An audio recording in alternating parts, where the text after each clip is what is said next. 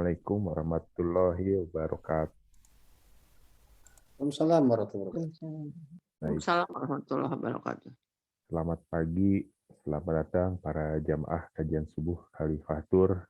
Berjumpa kembali kita pada pagi hari ini.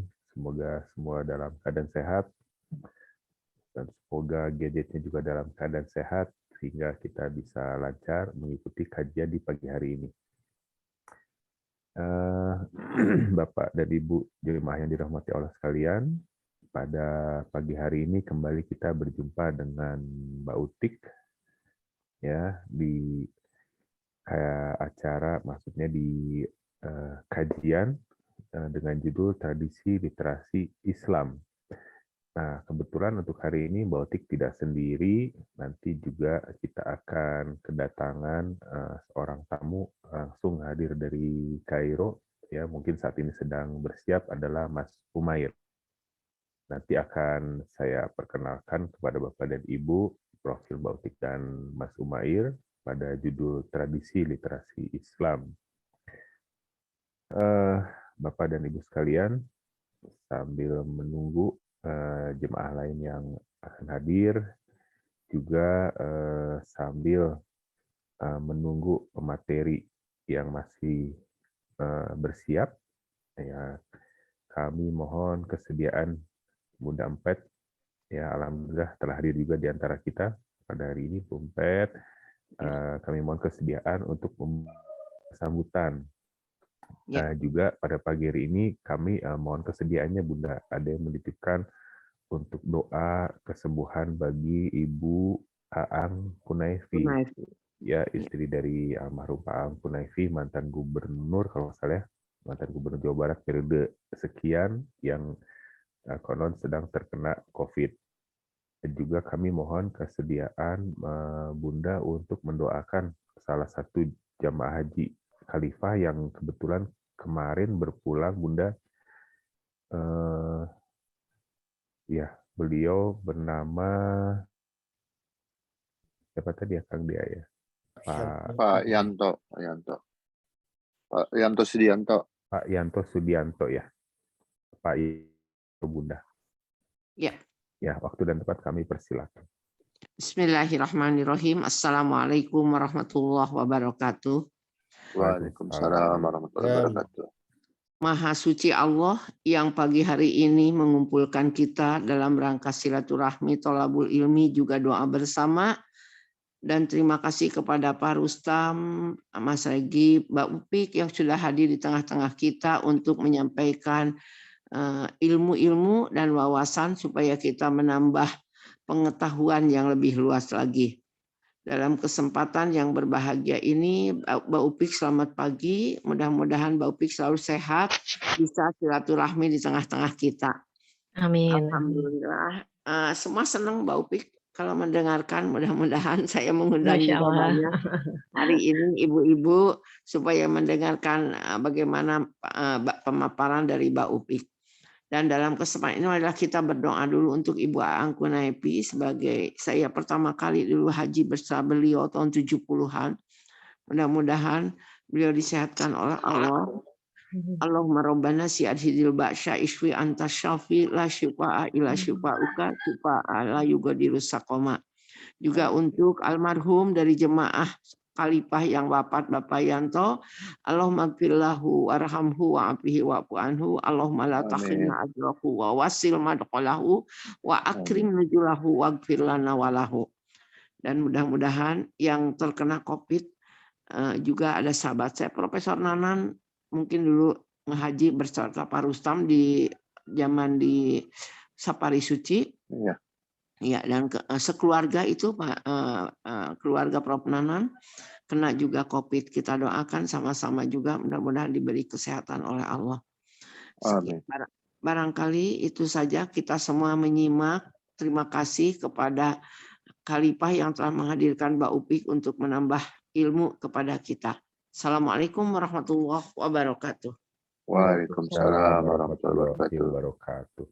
Baik, terima kasih Bunda untuk ujangan dan doanya. Selamat pagi Mbak Utik. Selamat pagi Mas Regi. Assalamualaikum semuanya. Masya Allah, semoga sehat semua ya. Iya, bagaimana kabar pagi hari ini? Alhamdulillah. Nanti diperkirakan jam 6 Jakarta baru hujan, Mas. Sekarang masih cerah. Waduh, begitu ya. Kita kemarin Kata Google. kita kemarin alhamdulillah sudah diguyur sedikit hujan Masya Allah. di Bandung.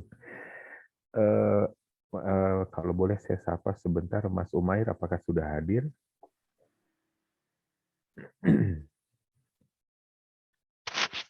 Belum ya, belum. Baik, tidak apa-apa. Kalau gitu, saya perkenalkan saja dulu terlebih dahulu ya, Kang Lia, boleh di slide profil dari pembicara.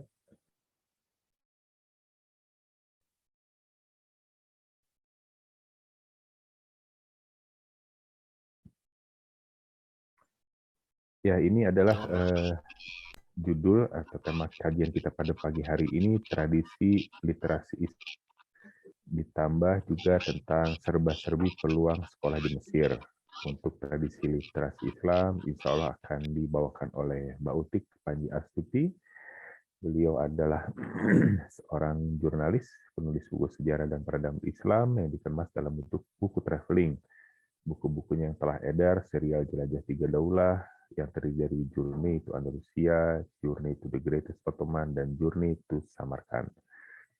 Kemudian kemudian masih ada juga buku-buku yang masih dalam proses produksi, diantaranya Journey to the Golden Age, Journey to Uyghur, dan Journey to Silk Road. Beliau adalah seorang traveler, menyusuri bumi Allah yang luas, menapaki jejak peradaban Islam, memungut hikmah yang berserak, dan membagikannya kepada siapa saja yang mau membacanya, ya termasuk kepada kita yang pagi hari ini akan mendengarkan pemaparannya ya. Perjalanan ke 3 benua Afrika, Eropa, dan Asia dengan tujuan ingin sebanyak-banyaknya sujud di masjid-masjid yang dijumpainya di setiap lengkung bumi Allah. Perjalanan menapak tilasi jejak peradaban Islam yang dilakukannya selama ini dilakukan bersama Khalifatur. Alhamdulillah. Mudah-mudahan suatu saat kita semua bisa perjalanan bersama-sama ya, sebanyak-banyaknya sujud di masjid di setiap lengkung bumi Allah. Berikut Kang. Kemudian ada juga buku-buku yang menjadi wakaf literasi, diantaranya adalah Journey to Aqsa dan juga Journey to Baitullah. Nah, kemudian Journey to Baitullah ini bukunya insya Allah masih dalam proses kerjasama dengan Khalifatur.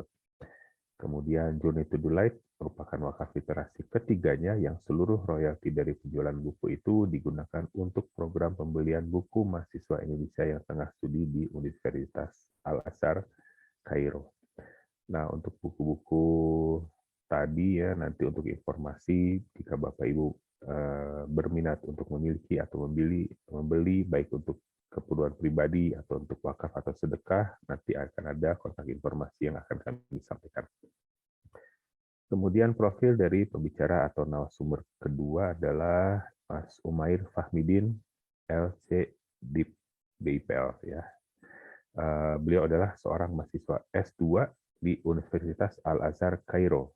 Beliau berasal dari Yogyakarta, kemudian terpilih menjadi Ketua PCIM Mesir periode 2020 dan 2022. Ya, PCIM ini adalah singkatan dari Pimpinan Cabang Islam Muhammadiyah. Ya. Nanti untuk lebih jelasnya akan Istimewa Mas I-nya, bukan Islam. Pimpinan Cabang Istimewa Muhammadiyah ya. Mohon maaf koreksi, karena nanti untuk lebih jelasnya juga akan kita tanyakan langsung kepada beliau ya.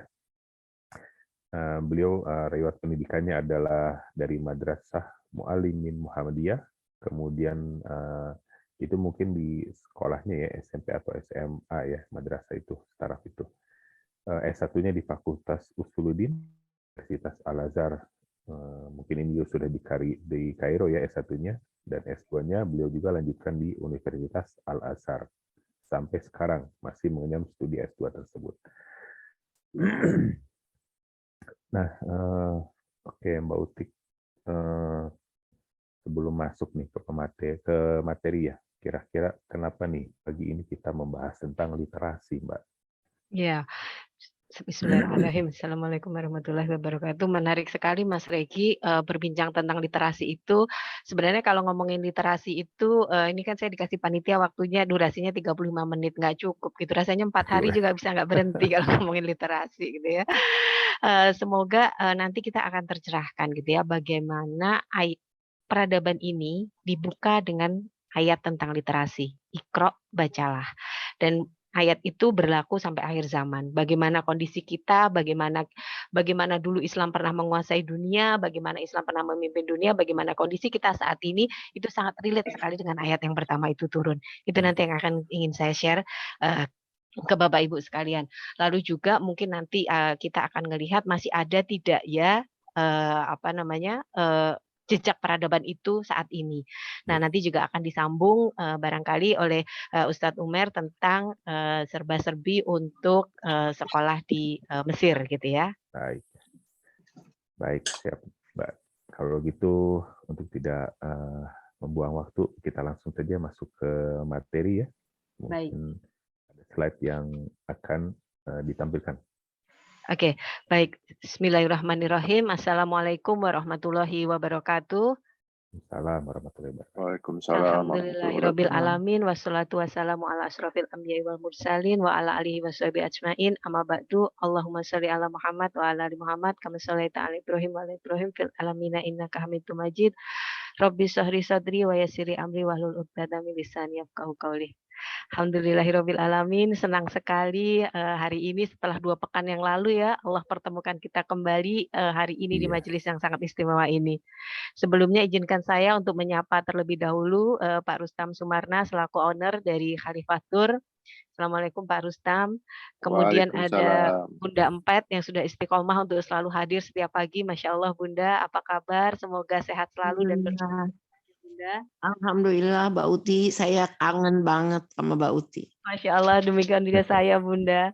Hari ini juga spesial Mas Regi, jadi hari ini ada insya Allah ya, ada wanita mulia yang mengiringi setiap langkah saya dengan doa. Mama saya juga berkenan join pagi ini. Sepertinya mama saya ingin sekali untuk cucunya bisa sekolah di Kairo gitu. Jadi, jadi disempatkan untuk hadir pagi ini.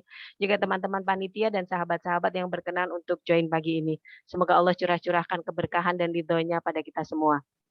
Baik, hari ini saya diminta untuk bicara tentang tradisi literasi Islam. Ini sebenarnya sebuah tema yang nggak kaleng-kaleng gitu ya. Kita mulai saja. Oke, slide pertama Mas Regi, silakan. Ya, untuk slide kebetulan dibantu sama Kang Dea. Oke, baik Mas Dea ya. Baik, kita mulai dengan Iqra bismi rabbikal ladzi khalaq. Bacalah dengan menyebut nama Tuhanmu yang menciptakan. Bapak Ibu, demikianlah peradaban ini dibuka dengan perintah membaca. Jadi bukan perintah sholat, bukan perintah haji, bukan perintah puasa, bukan perintah zakat ya. Peradaban ini dibuka dengan perintah membaca. Tradisi literasi yang ditandai dengan aktivitas membaca dan menulis itu tersebut dalam Al-Quran. Jadi kalau ayat pertama yang turun adalah Iqra, ini merupakan perintah untuk membaca, maka menulis juga ada dalam Al-Quran dalam ayat Nun wal qalami wal ma yasturun. Nun demi pena dan apa yang dituliskannya. Perintah membaca dan menulis ini Bapak Ibu sama dengan perintah sholat, zakat, puasa, haji yang terus berlaku sampai nanti akhir zaman. Pada waktu itu ketika perintah dan membaca dan menulis ini dilaksanakan para alim terdahulu dengan benar, hasilnya itu sungguh sangat luar biasa. Next slide Mas Dea. Dalam 1/4 abad itu seluruh jazirah Arab sudah bisa disatukan. Dalam setengah abad kekuasaan Persia dan Romawi itu bisa ditumbangkan. Jangan bayangkan kekuasaan Persia dan Romawi itu seperti komik di Asterix Obelix yang kita baca gitu ya, tapi ini benar-benar kayak nutup peradaban Amerika dan Cina hari ini. Lalu kemudian dalam 3/4 abad wilayah Islam ini telah meluas sampai ke semenanjung Iberia, wilayah yang sekarang kita sebut Eropa. Portugis, Spanyol, Perancis dan seterusnya. Lalu hanya dalam waktu 1 abad Islam ini sudah menyinari seluruh dunia ke seluruh pelosok lengkung bumi Allah yang luas. Masya Allah. Dan itu dimulai dengan perintah membaca. Oke, next slide, Mas Dea. Bagaimana dengan kondisi kita hari ini? Ini pertanyaannya menarik. Apakah kedua perintah itu masih diimplementasikan dengan baik gitu ya pada diri setiap Muslim? Ternyata Bapak Ibu jawabannya adalah tidak. Apa buktinya? Nih saya di slide bisa kita lihat, ini adalah 5 negara dengan tingkat literasi tertinggi di dunia. Dan dari 5 itu tidak tersebut satupun negara Islam. Ini saya singkat saja ya yang di sini ya. Ini hanya untuk highlight untuk supaya kita sama-sama dalam satu frame. Jadi ada negara Finlandia, ini merupakan negara dengan tingkat literasi tertinggi di dunia. Ini ditandai dengan adanya 738 perpustakaan yang mereka miliki. Nanti kita coba bandingkan ya, ketika di negeri-negeri dengan jejak peradaban Islam berapa perpustakaan yang mereka miliki. Lalu kemudian yang kedua adalah Belanda. Jadi di Belanda ini Bapak Ibu sekalian, bayi-bayi itu umur 4 tahun itu tuh udah dikirimin sama negara ke rumahnya masing-masing tuh formulir untuk keanggotaan perpustakaan umum. Kebayang gitu ya kalau kita bayi umur 4 tahun gitu masih dikejar-kejar untuk imunisasi ke posyandu gitu, mereka sudah dikirimin formulir keanggotaan perpustakaan umum. Dan ini berlaku sampai anggota perpustakaan ini berlaku sampai sekitar umur 20 tahunan. Jadi otomatis gitu ya, setiap mereka ini adalah anggota perpustakaan umum. Lalu kemudian berikutnya Swedia. Jadi Bapak Ibu kalau kita pulang dari rumah sakit ngelahirin, itu kan biasanya dibawain bingkisan dari rumah sakit gitu yang isinya bedak, popok, minyak telon, apalah gitu ya. Nah, kalau di Swedia ini juga dibawain bingkisan tapi isinya adalah buku. Buku ini adalah baby book yang diberikan pada semua bayi yang lahir di sana. Lalu terus kemudian berikutnya ini adalah Australia. Australia ini juga menarik sekali Bapak Ibu, mereka itu punya program di negaranya itu adalah 1,000 books before school. Jadi anak-anak di sana itu ditargetkan untuk menyelesaikan 1.000 buku sebelum umur 5 tahun. Kebayang Bapak Ibu sebelum 5 tahun kira-kira baca berapa buku Buku ya? apa tuh Mbak ya kira-kira? Betul. Tentu ini baby book ya. Jangan bayangkan ini terus kemudian bukunya itu buku apa gitu. Ini adalah baby book. Lalu kemudian di Jepang. Yang kelima adalah Jepang. Di Jepang ini Bapak Ibu, murid-murid sekolahnya itu dalam sepekan itu ada 1 hari yang disebut hari membaca. Jadi mereka itu semua disuruh membaca tanpa suara dan yang dibaca adalah buku sejarah nasional. Kebayang kita ditanyain Cut Nyadin bedanya sama Cut Muti aja kita bingung gitu ya. Mereka itu setiap pekan harus baca buku sejarah nasional. Bagaimana dengan Indonesia? Ini pertanyaannya menarik ya, bagaimana dengan Indonesia? Ini saya bawakan, ada data dari PISA. PISA itu adalah Program for International Student Assessment, data tahun 2019, tapi masih sangat relevan dengan hari ini. Indonesia itu mendapatkan skor PISA, ini jadi kemampuan literasi suatu negara, gitu. 371. Rata-rata skor internasional itu 487. Jadi Bapak Ibu, kita itu ketinggalan sekitar 100 poin dari negara-negara lain. Indonesia ini berada di ranking 70 dari 77 negara. Jadi kita 10 besar ya dari bawah. Bersama dengan Maroko, Kosovo, Republik Dominika, Kazakhstan, dan Filipina. Jadi kalau Bapak Ibu nggak percaya gitu ya, masa sih segitu ininya gitu ya Indonesia, coba kita tanyakan ke diri kita sendiri. Dalam sebulan terakhir ini, ada berapa buku yang sudah selesai dibaca? Pertanyaan yang sulit untuk dijawab sepertinya gitu ya. Jadi kalau sekarang hari ini kita berteriak-teriak tentang kebangkitan umat, tentang Islam yang jadi bulan-bulanan dan seterusnya gitu. Sementara ayat pertama pun tidak diimplementasikan dalam kehidupan kita sehari-hari, kira-kira bisa ketebak belum ya arahnya kemana? Benarkah ini waktunya kebangkitan umat? Semoga ini jadi bahan perenungan untuk kita semua. Melalui kajian ini, saya ingin membagikan semangatnya, apa yang harus kita lakukan. Oke, next slide, Mas Dea. Itu tadi data yang kita lihat hari ini, gitu ya. Padahal Bapak Ibu, kalau kita mau menengok, tapi menengoknya jauh, gitu ya, 1000 tahun yang lalu, 10 abad yang lalu, gitu. Jadi kalau data tadi itu membuat kita itu mengelus dada, gitu ya. Coba lihatlah gitu 10 abad yang lalu ini seperti ditulis, ini saya ambil datanya dari bukunya Zainuddin Sardar, judulnya itu Distorted Imagination. Itu hampir 1000 tahun sebelum buku itu hadir di peradaban barat, industri penerbitan buku itu telah berkembang pesat di dunia Islam. Bayangkan sekitar 10 abad yang lalu itu sudah ada 100 kompleks penerbitan buku yang tersebar di kota Baghdad. Ini di kota Baghdad saja sudah ada 100 penerbit buku. Ini jangan bayangkan seperti hari ini gitu ya, yang nerbitin buku itu apalagi di era digital gitu ya, segampang kirim data terus di layout dicetak gitu. Pada waktu itu tuh buku itu harus disalin manual gitu. Dan ini tuh sudah ada 100 kompleks penerbitan buku. Ini baru di Baghdad saja, belum termasuk di kota-kota kosmopolitan Islam lainnya seperti Cordoba, Toledo. Ini kalau Toledo itu nanti kita bicara sendiri deh. Ini adalah sejarah kelam gitu. Salah satu penyebab jatuhnya keterpurukan umat Islam kondisi saat ini itu juga salah satunya itu ada di titik Toledo ini dan ada kaitannya dengan buku-buku. Kemudian Kairo, Damaskus, Fez hingga Timbuktu. Bapak Ibu pernah mendengar kata Timbuktu? Barangkali kalau Mas Regi itu pernah mendengar kata betul. Kata Timbuktu itu taunya betul, jadi nama software. Itu Timbuktu itu kalau sekarang kita taunya itu adalah somewhere out there gitu yang ada di komiknya Donald Bebek. Jadi kalau mereka itu dihukum melakukan kesalahan terus nanti akan jalan bawa gembolan sama ponakan-ponakannya itu ke suatu tempat yang ada tulisannya Timbuktu gitu. Padahal Bapak dan Ibu Timbuktu itu pernah menjadi sebuah kerajaan Islam yang sangat besar sekali gitu ya, bukan hanya besar tapi besar sekali. Salah satu rajanya yang hebat itu namanya Mansa Musa. Ketika Mansa Musa haji itu semua negara yang dilewati itu langsung inflasi. Karena dia membagikan bongkahan emas di setiap tempat-tempat yang dilewati. Di sana itu Bapak Ibu, industri buku itu sudah sangat luar biasa. Mereka itu mengimpor buku dari kosmopolitan dunia, dari Toledo, dari Cordoba, dari Baghdad, dari Mesir dan seterusnya. Dan mereka itu si rajanya itu menghargai buku itu dikiloin seberat harga emas. Nanti ini kita akan bicara lagi yang itu mah keren banget gitu. Kemudian ada satu buku lagi ditulis nanti saya juga jadikan referensi di pagi hari ini. Ini ditulis oleh Ahmad Al Hasan, Islamic Technology and Islamic History. Itu kurang dari 1 abad, itu tuh ratusan ribu manuskrip itu sudah menyebar ke seluruh negeri Islam. Ini nanti ada kaitannya dengan banyak hal gitu. Nanti saya akan jelaskan.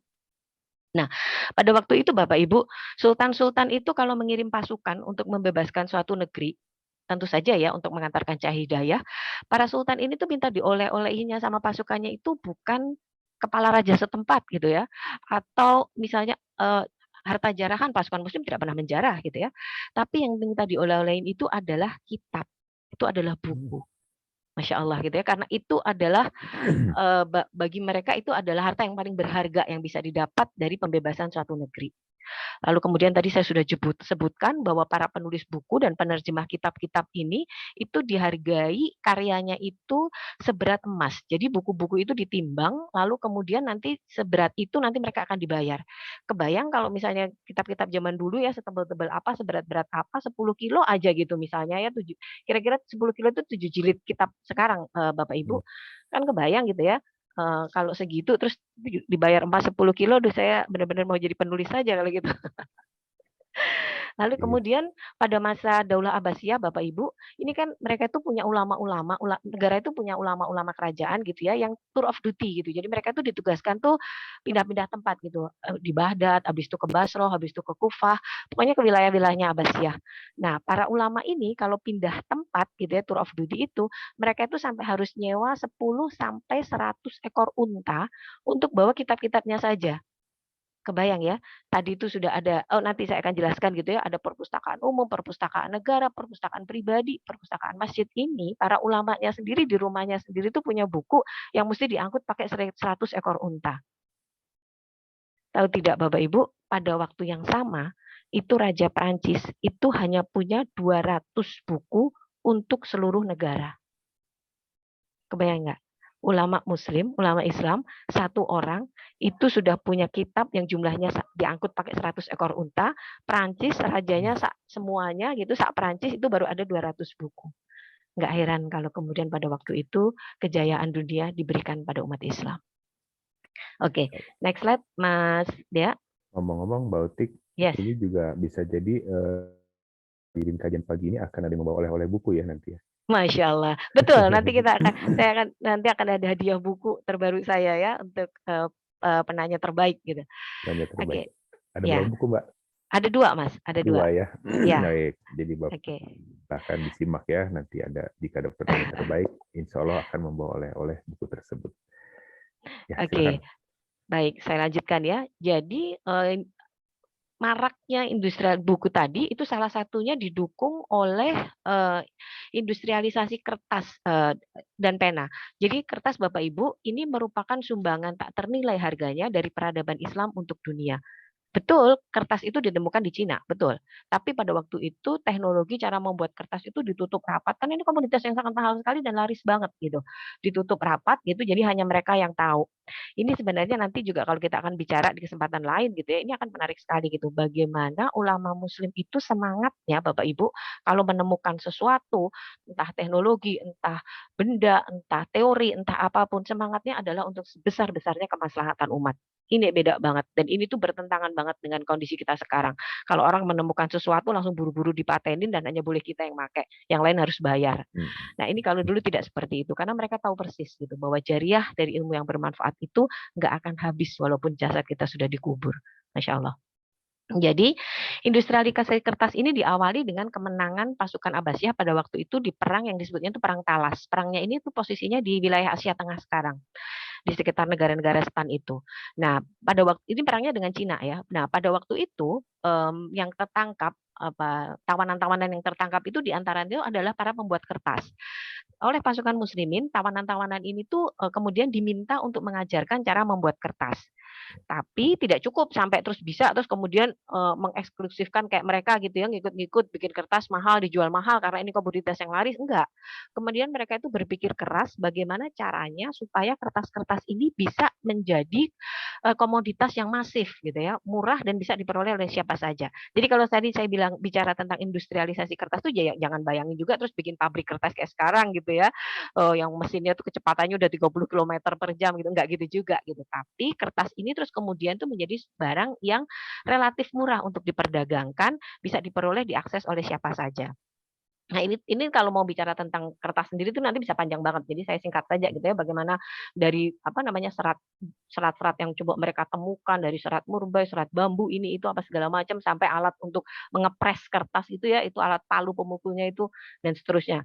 Nah, pabrik kertas ini di Afrika Bapak Ibu pertama kali dibangun itu di Mesir. Ini sekitar tahun 850 Masehi.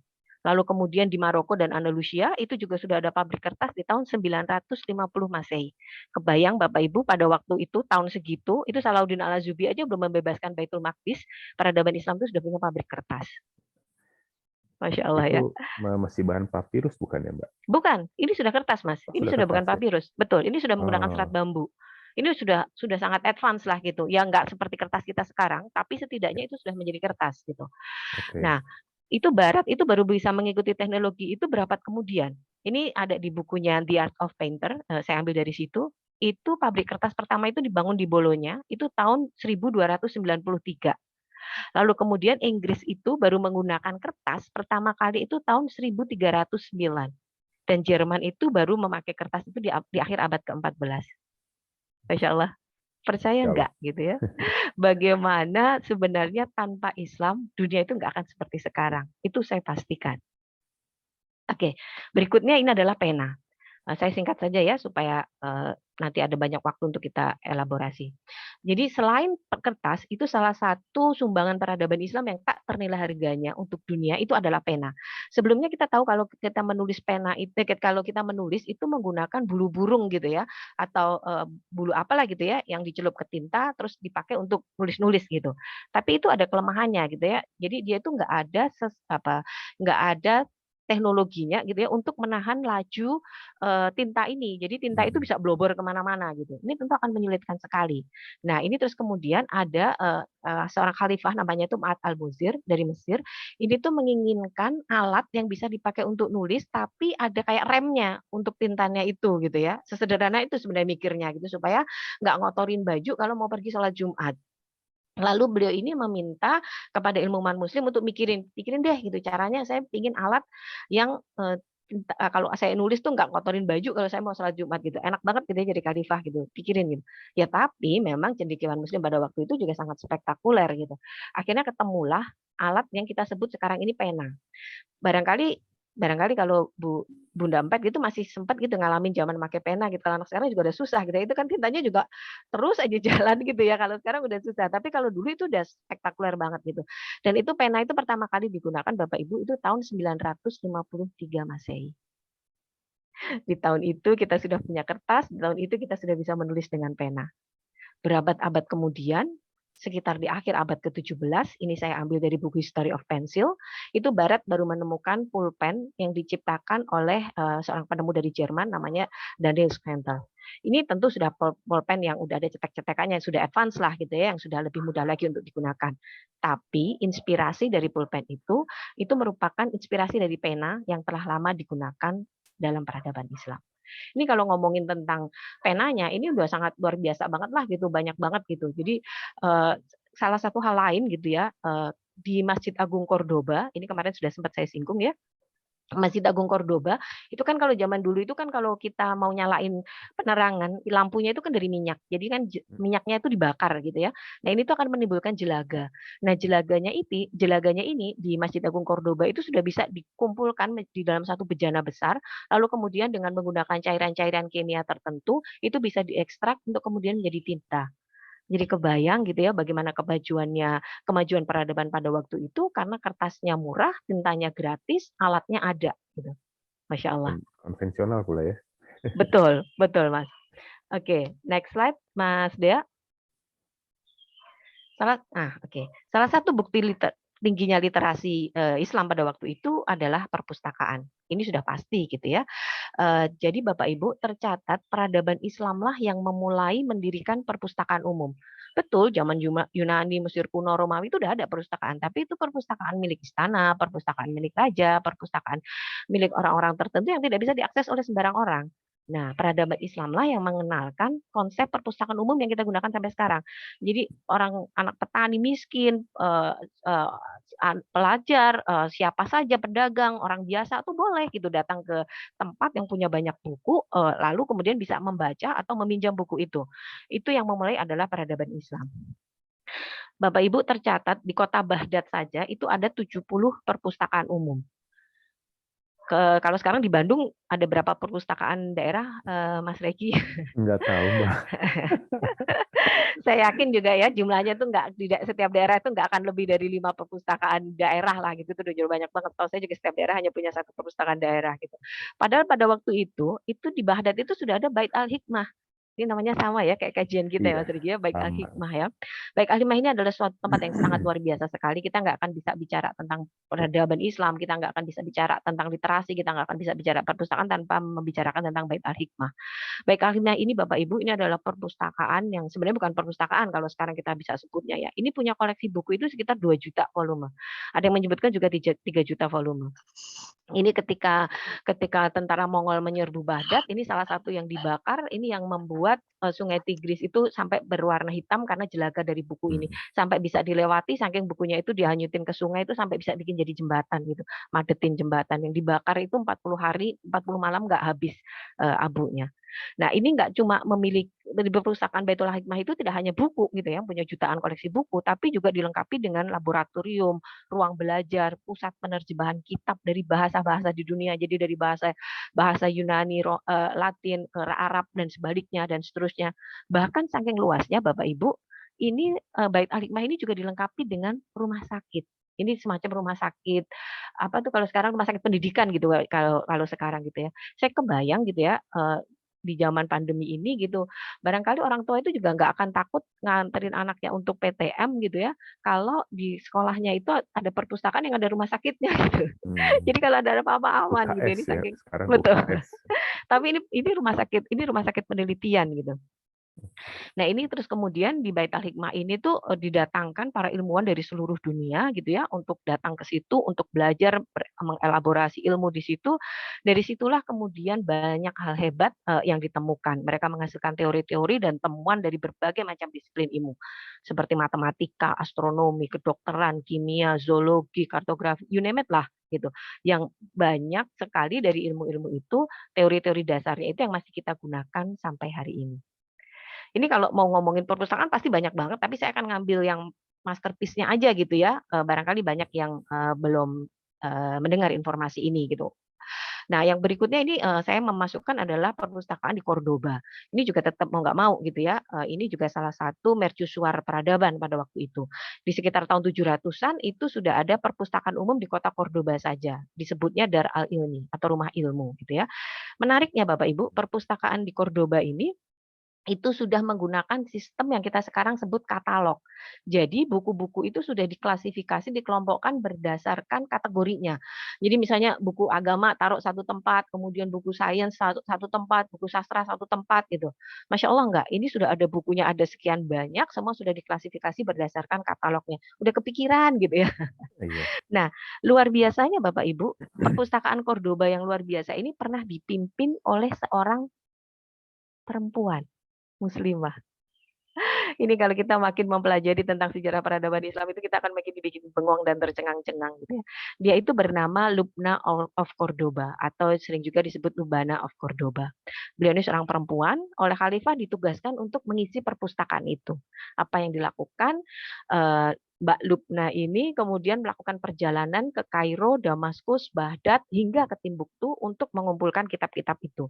Jangan bayangin ya belanja kitab tuh kayak sekarang kita tinggal buka Amazon, kita tinggal buka Shopee, klik klik klik, tiba-tiba besok datang sampai ke rumah gitu, paket gitu ya. Ini enggak gitu. Tapi pada waktu itu tadi saya sudah jelaskan bahwa kitab-kitab ini disalin secara manual. Hasil dari belanjanya Mbak Lubna ini Bapak Ibu itu dia bisa mengisi perpustakaan Cordoba dengan 500.000 kitab. Saya tidak terbayang investasinya seperti apa, berapa lama waktunya, dan berapa emas yang harus dikeluarkan oleh khalifah untuk membayar kalau setiap kilo kitab dihargai dengan 1 kilo emas. Lalu kemudian tercatat itu Mbak Lubna itu bertugas pada masa Khalifah Al-Hakam II, itu ada 170 orang stafnya yang dididik untuk bertanggung jawab mengurusin perpustakaan itu, yang mereka itu adalah perempuan. Jadi stafnya banyak sekali, 170 diantaranya adalah perempuan. Mereka ini tugasnya nyalin naskah, menggandakan naskah, kayak mesin fotokopi gitu ya, kalau sekali saya bayangin. Lalu kemudian menyortir naskah dan seterusnya. Jadi kalau sekarang Bapak Ibu, tiba-tiba kita bicara ikut-ikutan gitu ya, teriak-teriak tentang kesetaraan gender dan segala macam. Halo gitu, kayaknya itu udah basi banget gitu ya. Tahun 700-an peradaban Islam itu sudah punya perpustakaan yang isinya 500.000 kitab yang dipimpin oleh seorang perempuan. Jadi jangan gampang terpengaruh lah gitu, jangan gampang ikut-ikutan kayak sesuatu yang kayaknya keren gitu ya. Padahal kita jauh lebih keren dan kita sudah memulainya lebih awal. Oke, next slide Mas Dea. Nah, kalau kita bicara tentang karya literasi, kita bicara tentang literasi, tentu kita juga harus ada buktinya gitu ya. Tadi semua fasilitas kertas, tinta, pena, fasilitas semua diberikan oleh istana, apa yang didapat gitu. Nah, ini saya hanya ngambil sedikit banget Bapak Ibu. Ini kalau misalnya mau Bapak Ibu kitab-kitab yang menulis tentang karya-karya literasi para ulama ini berjilid-jilid deh, nggak kebayang banyaknya kayak apa gitu. Saya ini hanya ambil beberapa saja yang kira-kira rada wow gitu ya. Nah, ini tuh ada Imam At-Tabari. Imam At-Tabari ini hidupnya tuh nggak lama gitu ya, umurnya itu sekitar 40-an. Nah, dalam 40 tahun itu, beliau ini setiap hari itu secara konsisten itu menulis 40 lembar naskah setiap hari. Saya juga seorang jurnalis, saya seorang penulis, itu juga nggak gampang gitu ya untuk nulis 40 lembar print out setiap hari. Ya saya mungkin karena tuntutan profesi mungkin saja seperti itu, tapi saya nggak kebayang kalau katakanlah para peneliti atau dosen atau guru sehari sekarang bisa konsisten setiap hari loh ya, konsisten nulis 40 lembar naskah. Nggak heran kalau kemudian kitab tafsir At-Tabari itu tebelnya itu mencapai 584.000 halaman yang memuat 38.000 hadis. Wah, jadi berapa jilid buku itu ya, Mbak? Nanti itu belum terlalu spektakuler, Mas. Nanti ada yang lebih spektakuler lagi. Saya bisa bayangkan itu bagaimana riweuhnya menulis seperti itu gitu ya. Lalu kemudian ada satu nama lagi, ini tuh terkenal banget gitu ya, tapi barangkali kalau Bapak Ibu belum pernah mendengar namanya bisa di-googling, itu namanya Ibnu Aqil. Namanya panjang, Abu Al-Wala Ali bin Aqil, panjang. Beliau terkenal sebagai Ibnu Aqil. Beliau ini menulis kitab sebanyak 800 jilid. Jilid ya. Jilid ya.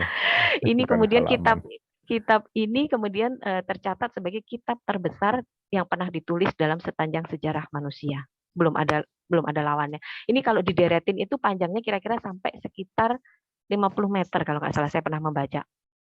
Nah, terus kemudian ada Ibnu Sina. Ini famous name ya, Bapak Ibu pasti sudah pernah mendengar nama ini. Beliau ini menulis 4 kitab setiap tahun. Nih saya gitu ya, setahun untuk ngejar 2 buku sekitar 200-an halaman aja ngos-ngosan banget gitu. Beliau ini setiap tahun itu menelurkan 4 kitab.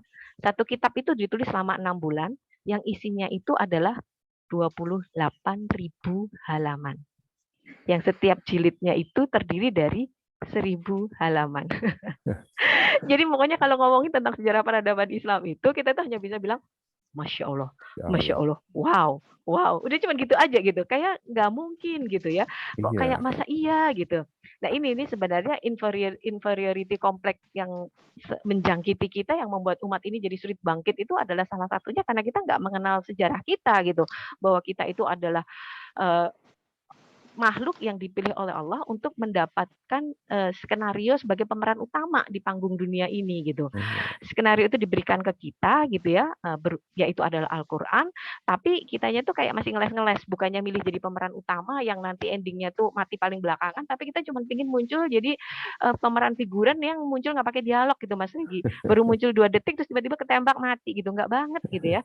Sementara skenario-nya tuh diberikan ke kita tapi kita nggak mau baca.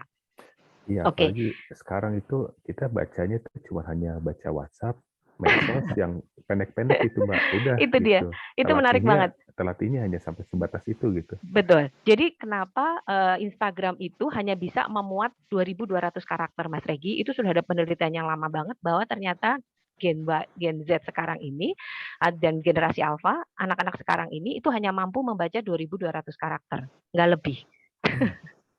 Ini sungguh sangat ironis bagaimana zaman dulu ada orang ulama yang menulis 584.000 halaman untuk kitabnya, terus tiba-tiba sekarang kita hanya bisa baca 2.200 karakter.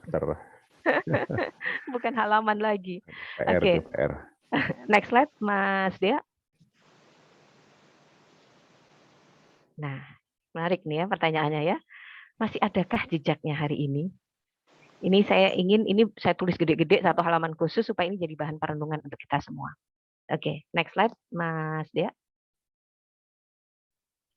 Ternyata Bapak Ibu, jejak itu tidak sepenuhnya lenyap.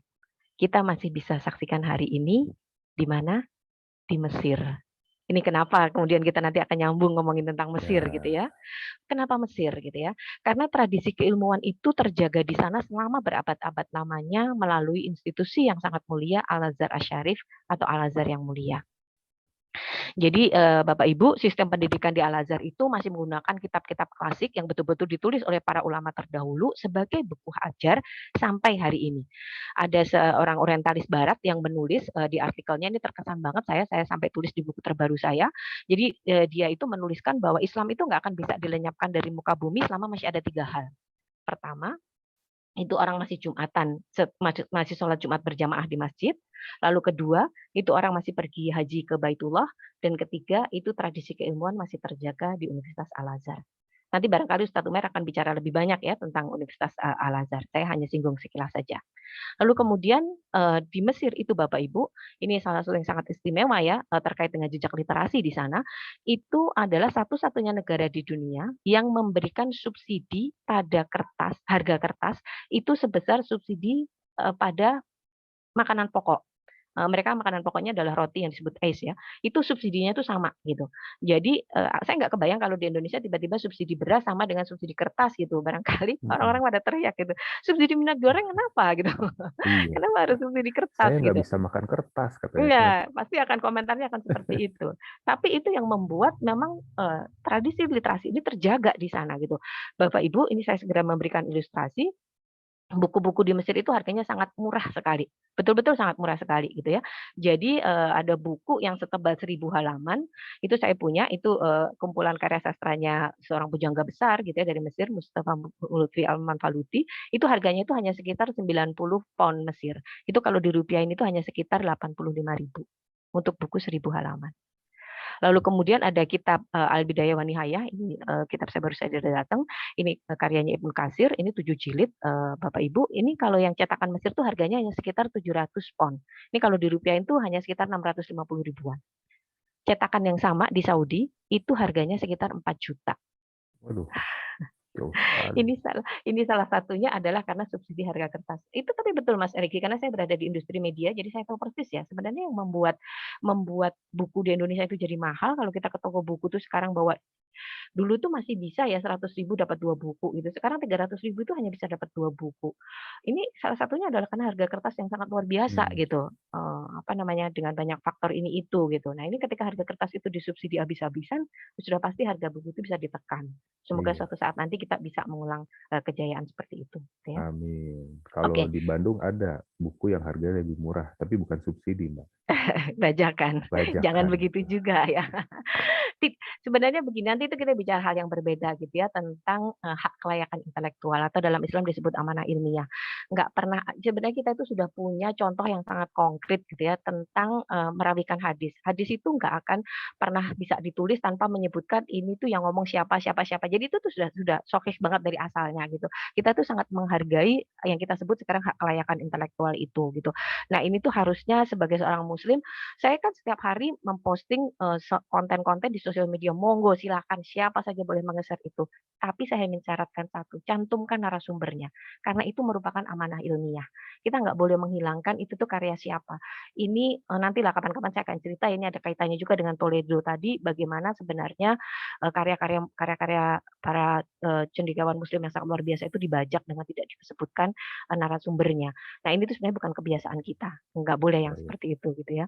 Oke, nah, ini slide berikutnya, ini adalah Mesir Mesir surga literasi. Ini sepertinya di slide terakhir saya supaya nanti, bisa segera kita elaborasi. Jadi, ada beberapa bukti gitu ya, Mesir yang sekarang menjadi surga literasi ini. Yang pertama ini adalah maktabah di belakang Masjid Al-Azhar. Jadi toko buku itu kalau dalam bahasa Arabnya disebut, maktabah, Bapak Ibu.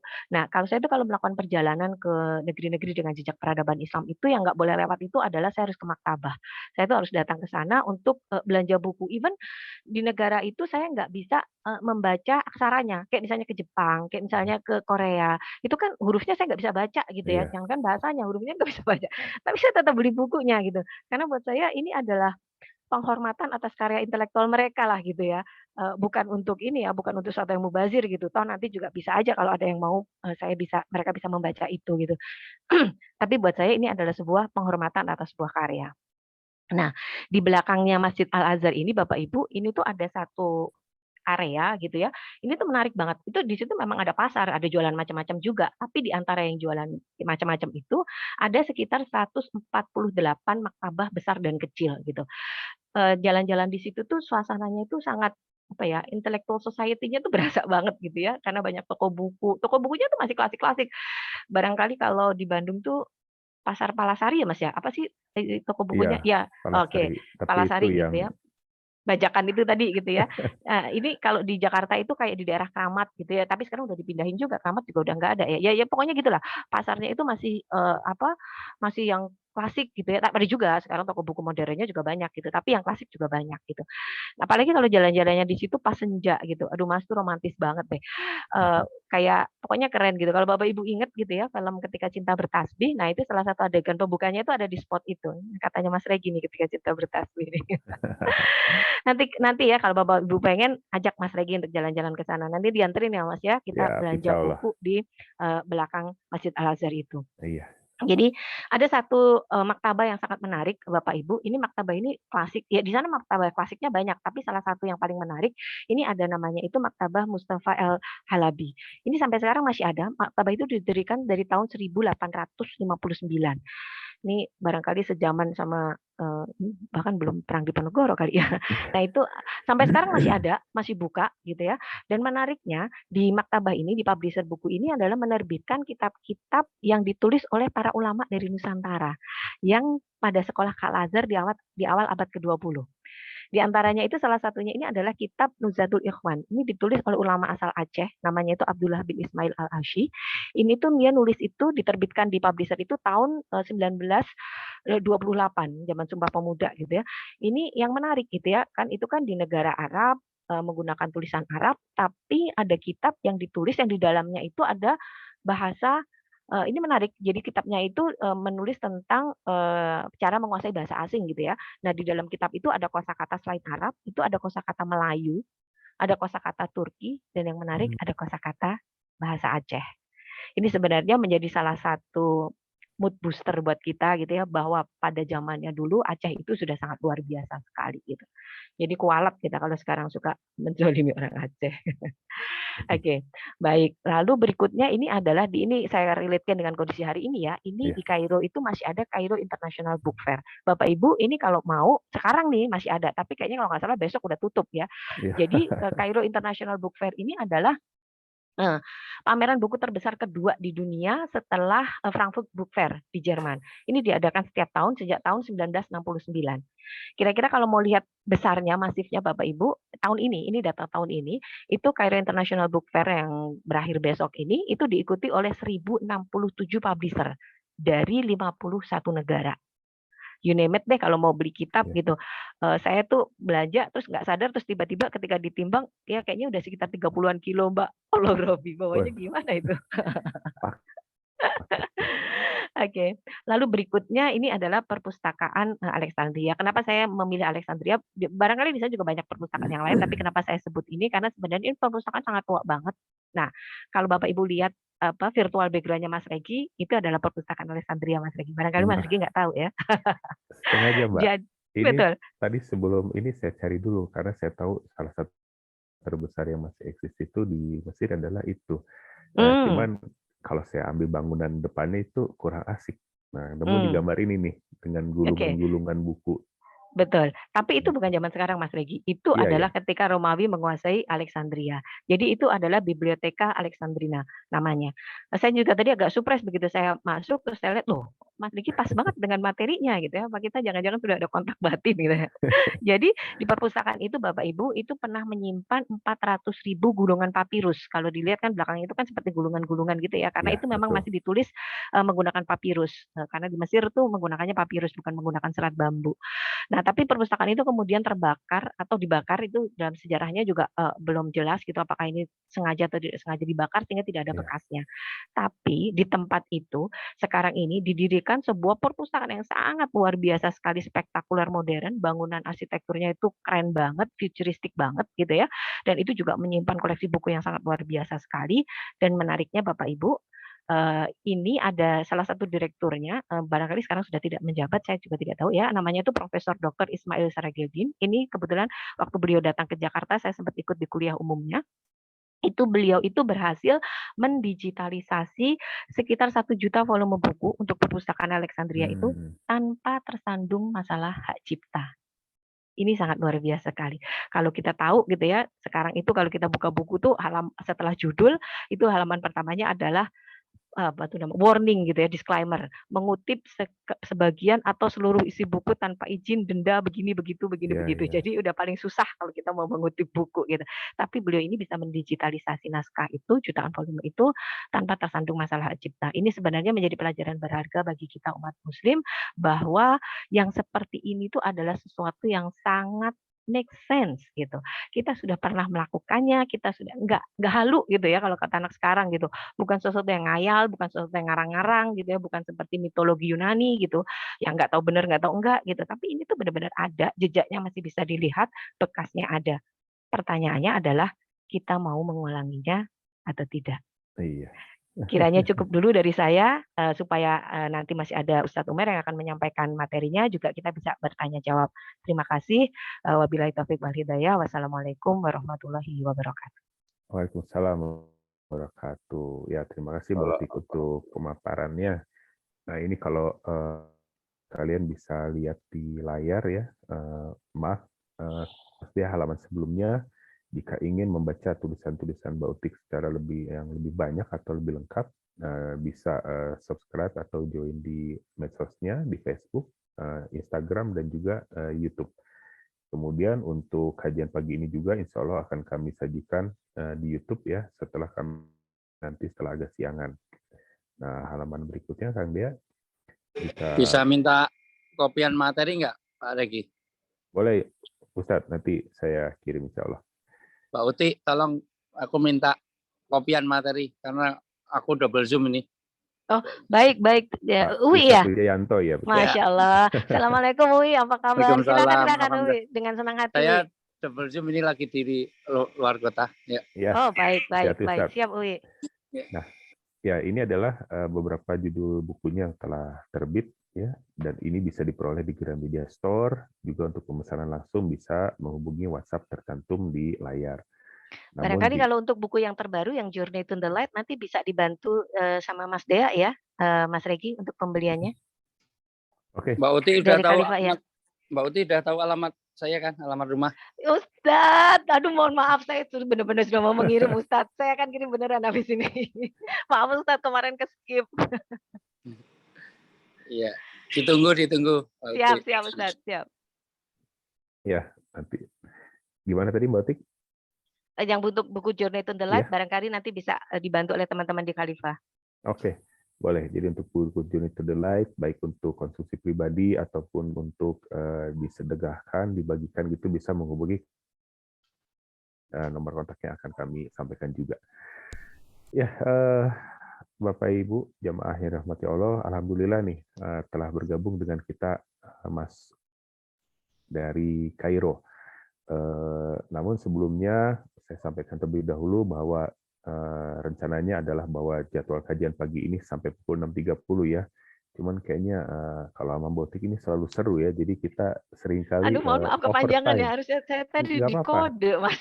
Nggak apa-apa. Justru ya kita juga ingin jemaah tidak kehilangan informasi ya, tidak terputus gitu. Jadi mohon maaf bila nanti waktu kajian kami extend sampai kira-kira pukul 6.45 ya. Sesi dari Mas Omair dan juga sesi tanya jawab ya. Mohon maaf ya sebelumnya. Baik, Mas Omair, sudah bisa dicek suaranya? Ya, tes. Coba, bismillah. Baik. Mas Omair, mohon Jelas ya, maaf. Pak Riki? Ya. Oke, cukup jelas. Mohon maaf sebelumnya nih, di sana sekarang pukul berapa nih, Mas? Di sini sekarang pukul 1. Pukul 1 ya? Aduh. Pak Riki. Perjuangan sekali gitu ya, jam 1 sudah ngisi kajian. Jadi benar-benar Mohon izin nih minta waktunya. Dan lagi dingin lagi ya. Assalamualaikum Mas Umair. Ya. Iya. Waalaikumsalam warahmatullahi wabarakatuh. Iya betul, Pak. Lagi dingin ini. Lagi winter ya. Kelihatan pakai shawl. Iya. Suhunya sampai berapa Ustaz di sana sekarang? Tadi kalau nggak salah lihat sih sekitar 12. Sedingin Bromo lah ya, nggak terlalu dingin lah.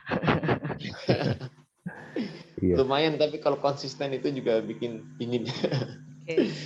Oke. Baik, Mas Umair.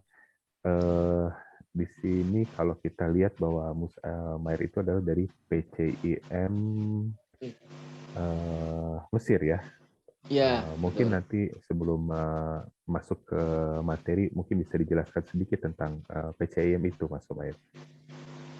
Ya, baik. Siap, Pak Riki, insya Allah. Ya. Kita jelaskan. Ya. Baik, silakan. Waktu dan tempat kami persilakan, Mas Umair. Ya. Ya, terima kasih Pak Regi. Bismillah. Assalamualaikum warahmatullahi wabarakatuh. Waalaikumsalam warahmatullahi wabarakatuh. Alhamdulillah wassalatu wassalamu ala Rasulillah amma ba'd. Alhamdulillah saya senang sekali pada pagi hari ini saya bisa bersama para pencinta ilmu sejati begitu ya. Karena sebadah subuh kita langsung belajar bersama-sama begitu. Tapi yang pertama-tama mungkin saya ingin minta izin untuk menyapa Pak Rustam selaku owner Khalifah Tour. Assalamualaikum Pak Rustam. Waalaikumsalam warahmatullahi wabarakatuh. Salam dari Bandung, Mas Umair. Oh iya Pak Untuk Rustam. Kairo yang lagi dingin. Ya Pak Rustam, terima kasih Pak Rustam. Ya begitu pula kepada Pak Reki, Pak Dea, Pak Emu, dan para jamaah Khalifah Tour yang sudah berkenan join pada pagi hari ini. Ya, perkenalkan saya Umair, kalau dipanggil sama kawan-kawan sih biasanya Umair begitu, yang saat ini tengah studi sebagai mahasiswa pasca sarjana jurusan tafsir Universitas Al Azhar.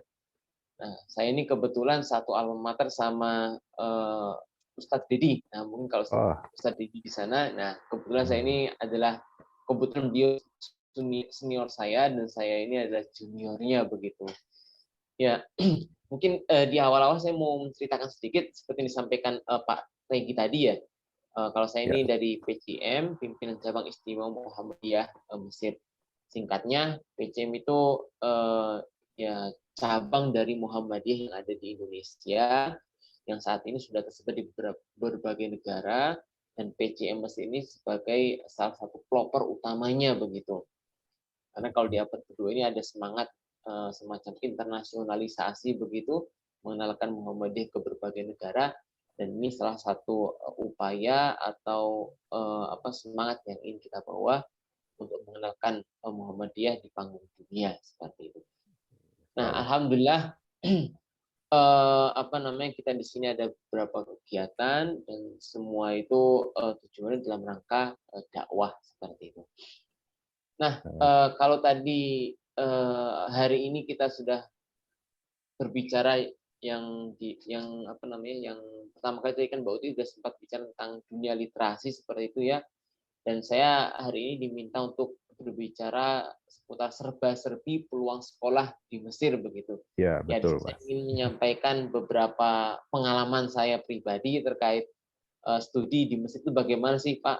Nah, Bapak-bapak, Ibu-ibu sekalian begitu.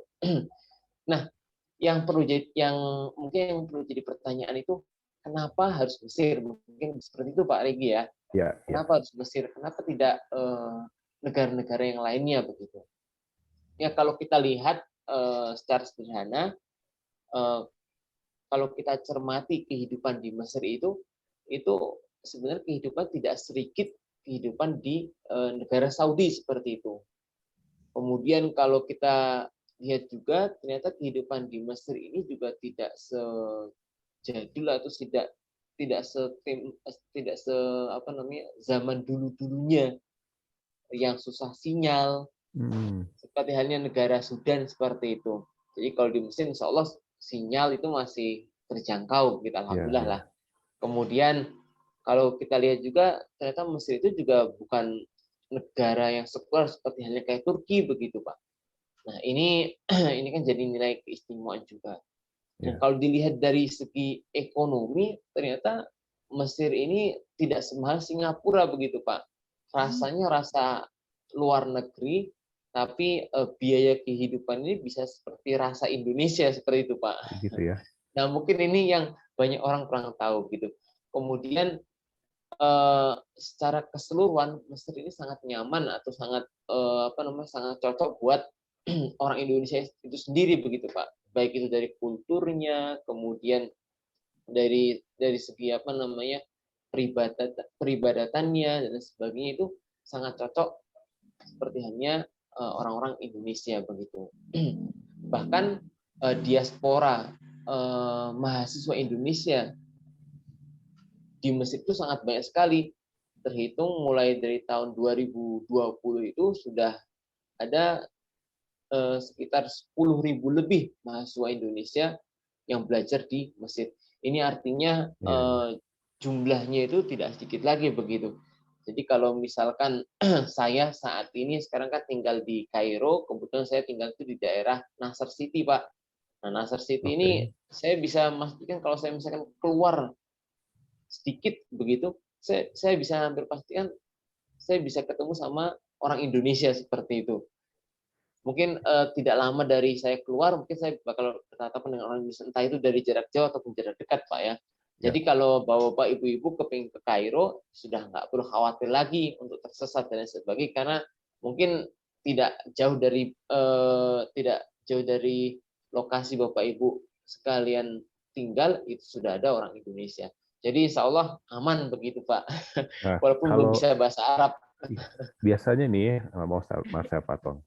Biasanya kalau sudah banyak komunitas orang Indonesia, biasanya warung-warung makan Indonesia gitu, atau wisatawan ya ataupun mahasiswa itu sudah banyak nggak kalau di atau di Mesir pada umumnya rumah makan atau warung Indonesia seperti yang sudah di negara-negara lain gitu. Iya, betul Pak Regi. Banyak sekali Pak Regi. Jadi sekarang kalau kita mau cari makanan ala Indonesia itu sudah banyak sekali Pak Regi. Jadi tinggal tinggal kontak, kemudian tinggal delivery, itu bisa langsung datang begitu Pak Regi. Bisa delivery ya? Bisa juga Pak Regi. Iya. Jadi kita ke luar negeri ini sudah mudah lah menemukan menemukan makanan, kemudian orang Indonesia. Jadi kalau untuk ke Mesir sendiri ya tidak perlu takut tersesat atau yang lain sebagainya begitu Pak. Insya Allah aman begitu ya. Siap menyambut wisatawan Indonesia ya dengan restoran Indonesianya ya. Ya. Nah, apalagi kalau kita lihat ini juga Pak Riki, beberapa bulan yang lalu itu kan Mesir juga dinobatkan sebagai ibu kota kebudayaan ya. Karena di Mesir ini tempatnya pertemuan kebudayaan, kemudian juga secara khusus itu kebudayaan Islam seperti itu. Nah, kalau kita bicara tentang literasi, seperti halnya yang disampaikan Mbak Uti, ya benar, Mesir ini salah satu gudangnya begitu. Ya. Karena kalau kita lihat sekarang ini di belakang Masjid Azhar, tadi Mbak Uti juga sempat mengatakan ada sekitar ratusan atau lebih tepat 148 maktabah yang ada di belakang Masjid Azhar. Dan itu bisa kita bayangkan, itu belum dihitung dengan maktabah atau toko-toko buku yang ada di luar area Masjid Azhar dan kampus Al-Azhar itu sendiri. Nah, itu betapa banyaknya seperti itu. Apalagi di Mesir ini kan juga salah satu kelebihannya sebagai mahasiswa atau pelajar di Mesir ini, kita mendapatkan satu event besar yang mungkin tidak didapatkan di beberapa negara lain. Yang disampaikan Bu Uti juga itu ada namanya Cairo International Book Fair atau Ma'ridul Qahirah Ad-Duwali lil Kutub begitu. Nah, ini satu event yang tidak bisa kita dapatkan, dan ini kita mendapatkan satu aura tersendiri begitu Pak Regi ketika kita melihat banyaknya literasi tersebut.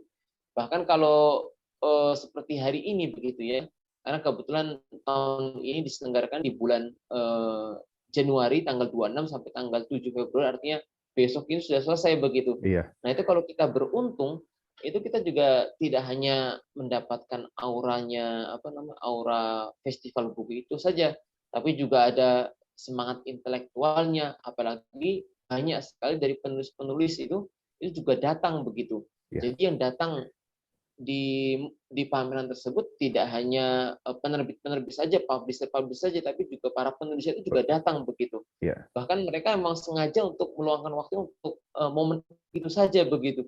Nah, ini kan jadi satu semangat sendiri buat para pelajar dan buat para pencinta ilmu begitu. Nah, Mas Sumair, maaf saya potong lagi nih. Ini juga kebetulan nih Ustadz Dedi nih, cuman beliau masih sambil mengemudi, jadi saya mute dulu ya. Nah, Ustadz Dedi. Masya Allah, Ustadz Dedi join ya? Join baru saja. Jadi Waalaikumsalam warahmatullahi wabarakatuh. Mbak Utik, mohon maaf baru selesai kajian, Mbak. Mohon maaf sekali. Masya Allah. Syukran Ustadz sudah berkenan join Ustadz. Ya, Masya Allah. Ustadz tadi pengen dari awal tapi Ustadz Umar, Masya Allah. Mohon maaf nih, Afwan. Iya. Ya, Ustadz Dedi. Ustadz Dedi ini. Ketemu lagi, Ustadz. Ya. Sehat-sehat ya, Ustadz. Ya, Ustadz lagi. Gimana kalau Ustadz? Ya. Jadi Ustadz Dedi ini memang ya seperti yang Mas Umar sampaikan, beliau juga lulusan dari Kairo dan memang hobinya membaca. Saya tahu kalau beliau pergi ke Saudi itu pulang itu kopernya satu koper isi buku, pakaiannya entah taruh di mana gitu ya. Dan memang beberapa kali beliau sangat ingin pergi ke Kairo untuk menghadiri festival Kairo Book Fair itu, ataupun hanya sekedar mampir hanya untuk membeli buku. Kerinduannya untuk belanja buku di sana gitu ya. Beliau sering bercerita. Jadi tak heran makanya jadwal kajiannya padat, materinya banyak, mungkin dari hasil membaca itu juga ya Ustadz, begitu ya Ustadz?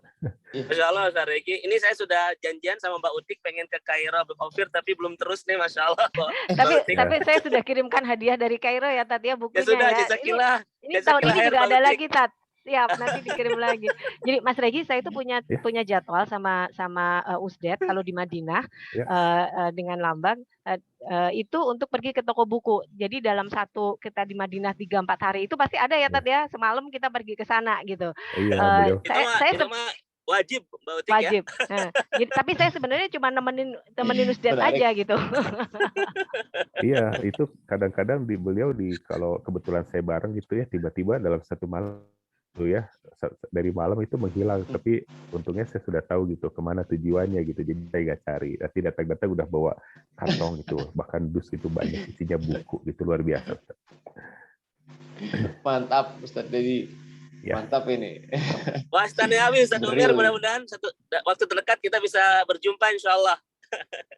Ya Rab Ustadz, ya Rab. Di Kairo ya Tad ya. Di Kairo ya Tad, jangan di Indonesia. Insya Allah. Bismillah, insya Allah Mbak. Baik. Bunda Amin. juga ikut. Masya Allah. siap. Siap Oh, iya, Bunda. Bunda. Ya. Siap Baik. Bunda. Pak Mas Ya. Umair, silakan Oke. dilanjutkan ya. Terima Baik. kasih Ustadz Edi sudah mampir. Ya terima kasih Ustadz Dedi, Pak Regi, Mbak Uti yang sudah menanggapi sedikit. Ini mungkin sedikit nostalgia ini ya bagi Ustadz Dedi ini. Apalagi mau Ma'aridul Kutub ini Ustadz Dedi. Kalau dulu mungkin Betul, Ustadz Umir. Ma'aridul Kutubnya itu di tempat yang lama. Tapi sekarang ini Ma'aridul Kutub di tempat yang baru di daerah Tajam Khomis. Mungkin ini jadi sesuatu yang baru juga ini buat Ustadz ini. Ya. Kemudian berikutnya, kalau kita lihat juga ternyata tradisi literasi ini sudah dipelopori oleh para ulama kita, mulai dari Imam Syafi'i, Imam Suyuti, Imam Ghazali dan seterusnya. Itu mereka karya juga tidak sedikit, begitu seperti yang disampaikan Mbak Putih juga.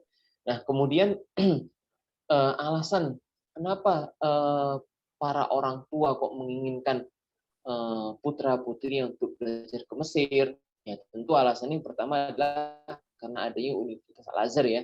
Karena semenjak runtuhnya peradaban Islam di Baghdad, maka kiblat keilmuan itu berpindah ke Al-Azhar. Kebetulan kalau kita lihat dari segi geografisnya pun juga Islam itu Mesir itu berada di tengah-tengah begitu, Bapak Ibu sekalian. Karena Baghdad itu ada di sebelah kanan, kemudian Spanyol waktu itu ada di sebelah kiri, dan Mesir ini kalau secara geografi ini berada di tengah-tengah ini menjadi satu titik pertemuan. Dan alhamdulillah sampai sekarang tradisi itu masih terjaga. Nah, sebenarnya kalau ingin belajar ke Mesir itu tidak hanya Al-Azhar saja, karena di Mesir sendiri ada beberapa kampus begitu, seperti hanya Universitas Kairo, kemudian ada juga Universitas Liga Arab, kemudian ada juga Universitas Amerika, kemudian ada juga Institut Agama Islam Zamalek, Universitas Ainu Syams, dan lain sebagainya. Sebenarnya banyak. Memang sejauh ini yang menjadi kampus destinasi para pelajar atau para mahasiswa Indonesia di Mesir itu cuman Al-Azhar saja. Nah, tapi ini tidak menutup kemungkinan adanya kampus-kampus yang lain. Memang kalau dari segi biaya, Al-Azhar ini jauh lebih murah begitu ya. Mungkin bisa dibilang gratis begitu ya. Kalau kita bilang gratis, tapi sebenarnya kita bayar juga begitu. Mungkin kalau zamannya Ustadz itu masih low banget lah. Kalau sekarang sudah agak naik sedikit Ustadz. Sekarang kalau kita bayar itu per tahun sekarang 400.000 begitu Ustadz. Iya. Nah sekarang bayar segitu, setahun 400.000. Nah ini beda sekali ketika kita komparasikan dengan kampus-kampus seperti halnya Jamiah Kairo, kemudian Universitas Ainu Syams dan sebagainya, itu sangat beda sekali. Nah, kalau kampus-kampus ini dalam satu semester atau satu tahun ya, itu satu tahun itu bisa sekitar $4.000 sampai $7.000 seperti itu. Nah, memang Al-Azhar ini sangat karim sekali, sangat mulia sekali. Nah, dan ini yang belajar di sana tidak hanya orang Indonesia saja, tapi juga banyak mahasiswa dari berbagai negara. Iya, betul, Pak Regi. Nah, kemudian yang berikutnya, kalau kita ke Mesir, sebenarnya ke Mesir itu tidak mesti harus belajar yang formal saja loh. Maksudnya kita juga bisa belajar informal. Seperti apa kalau informal itu? Ya seperti halnya belajar Al-Quran, belajar tahfidz, ataupun belajar tahsin, itu bisa di Mesir. kalau sekarang juga bisa belajar bahasa Arab. Nah, ini sangat pas sekali nanti bagi bapak-bapak, ibu-ibu mungkin yang ingin mendalami bahasa Arab, apalagi literasi yang kita bicarakan dari tadi itu kan didominasi atau kebanyakan literasi Arab. Nah, ini sangat tepat sekali kalau menambah kemampuan bahasanya, belajar di Mesir, kemudian nanti bisa baca kitab-kitab Arab. Nah, ini tentu akan memperluas thaqafah dan khazanah khazanah keilmuan kita begitu. Iya. Kebetulan kitab-kitab para ulama ini belum semua diterjemahkan Pak Regi. Jadi kebanyakan masih bahasa Arab semua begitu. Ya. Nah, ini mungkin bisa diagendakan ini buat Bapak Ibu-ibu, misalkan ingin belajar bahasa Arab sekitar 3 bulan begitu misalkan untuk tahap pertama, nanti untuk tahap berikutnya baca 3 bulan lagi begitu. Nah, ini sangat sangat ada peluang yang sangat besar sekali karena di Mesir ini juga banyak orang-orang dari Eropa, dari Rusia, dari Australia yang datang ke Mesir hanya belajar bahasa Arab saja, Pak. Ya. Nah, itu banyak. Karena kebetulan di sini juga banyak markas-markas bahasa begitu. Nah, untuk urusan visa juga mudah mungkin ya, visa Mesir. Untuk urusan visa itu bisa ada pengurusannya seperti itu, Pak, untuk pengurusan visa. Nah, di sini juga Mesir itu juga sebagai pusatnya buat orang-orang asing untuk belajar bahasa Arab begitu. Dan ternyata yang belajar bahasa Arab itu tidak hanya seorang ustadz tapi juga lintas profesi begitu. Ada juga sebagai sebagai akademisi, kemudian dia datang ingin belajar bahasa Arab. Ada juga yang kepingin belajar bahasa Arab untuk ingin menambah kemampuan bahasanya, skillnya seperti itu. Dan ini tidak mesti yang belajar bahasa Arab harus ustadz ya, karena kalau kita bicara tentang Islam secara umum, apalagi tentang literasi secara umum, maka kita harus punya banyak perangkat, termasuk bahasa Inggris mungkin ya, atau bahasa asing yang lainnya begitu Pak Reki. Nah, ini sangat menarik. Begitu juga dengan halnya kayak tahfidz seperti itu. Di sini banyak sekali guru-guru atau masyayikh yang yang sangat berkompeten untuk mengajarkan tahfidz begitu. Apalagi kalau kita kepingin belajar tahfidz secara serius begitu, ingin mengambil sanad seperti itu ya. Karena kalau dalam Al-Qur'an, kalau dalam belajar tahfidzul Quran itu ada istilah sanad begitu, mengambil sanad dari seorang guru. Nah, itu juga bisa juga dilakukan di Mesir. Bahkan para masyayikh yang ada di Indonesia itu pun juga mayoritas mereka mengambil sanadnya juga di Mesir begitu. Dan Mesir ini kalau kita lihat ya, saya bisa katakan ya ini Mesir ini sebagai sebagai negeri yang luar biasa, penuh berkah karena negeri para nabi. Kemudian meskipun di luar negeri tapi rasa biaya kehidupan itu masih seperti kayak rasa Nusantara seperti itulah. Nah, kalau biaya kehidupan pribadi yang normal seperti itu untuk pribadi normal sebagai mahasiswa kita bisa di sini hidup sekitar 2 juta begitu Pak Regi. Jadi masih dengan biaya kosan gitu, biaya tinggal. Ya sudah. Ya. Tapi kalau kita sebagai mahasiswa kan itu biayanya kan iuran Pak ya. Karena yang kita kan tinggal satu rumah bersama-sama begitu. Jadi sekitar itulah. Itu biaya hidup kita sekitar 2 juta begitu. 2,5 juta lah itu sudah bagus sekali begitu. Nah, kemudian untuk ininya juga untuk biaya kehidupan di sini juga tidak begitu mahal, sehingga ini nanti ke depannya jika khalifah tur atau para jamaah ada yang ingin melakukan perjalanan ke Kairo, itu insya Allah tidak tidak seperti kayak Saudi begitu ya, yang semuanya serba materi, begitu juga tidak seperti kayak Abu Dhabi yang semuanya serba glamor seperti itu. Tapi Mesir ini bisa menyesuaikan dengan kondisi kita. Nah, nanti kalau misalkan Bapak Ibu juga ada yang ingin melancong ke Kairo, kemudian ingin membutuhkan tempat tinggal seperti itu, nah dari PCM itu juga ada jasa penginapan, kita memiliki homestay seperti itu ya. Nah, itu nanti untuk teknisnya nanti bisa dikomunikasikan dengan Pak Regi juga begitu. Baik. Nah, ala kulli hal ini menjadi satu pembuka pandangan kita. Jadi untuk ke Mesir itu ternyata ada 1000 cara begitu ya untuk bisa belajar ke Mesir begitu. Dan ini bisa dilalui baik dari yang formal maupun dari yang informal. Informal ya tadi seperti Ya. itu. Ya, betul sekali Pak Regi ya. Ya mungkin itu sedikit gambaran dari saya Pak Regi. Ya. Oke. Mas Umair, saya mau tanya Ya. satu. Tadi kan gambaran dia untuk mahasiswa kira-kira 2 juta lah yang standar, yang wajar gitu. Ya. Nah, kalau biaya kuliahnya sendiri, misalnya kalau kita kan S1 4 tahun biasanya ya ambil jurusan ini. Kalau di sana kira-kira mulai dari berapa tuh kalau dihitung paket biaya kuliahnya? Oh ya. Di Al-Azhar lah, contohnya di Universitas Al-Azhar misalnya. Iya. Kalau kita kacamata sebagai mahasiswa Al-Azhar Pak ya, bukan mahasiswa yang kampus lain. Karena Ya. kalau kampus lain hitungan sudah dolar. Kalau kita 1 tahun itu kan biaya kuliahnya 400.000 Pak Regi. Nah, 400.000 kalau rupiah atau rupiah, 400.000 rupiah. 1 tahun. Ya. Wih. Mas Regi besok langsung mau berangkat ke Kairo, kayaknya mau sekolah lagi ya Mas ya. Nah, kalau saya masih mau bertanya, udah termasuk paket buku, seragam dan lain-lain atau hanya Nah, baru? belum Pak Regi, belum. Okay. Kalau buku di luar itu Pak Regi. Ya. Ya. Ini kalau administrasinya aja ya. Itu biaya administrasi saja. Kalau buku per semesternya sekitar 500 Pak Regi. Oke. Kalau misalkan 2 semester berarti selama 1 tahun itu mengeluarkan biaya sekitar 1,5 juta begitu Pak Regi. 1,5 juta ya.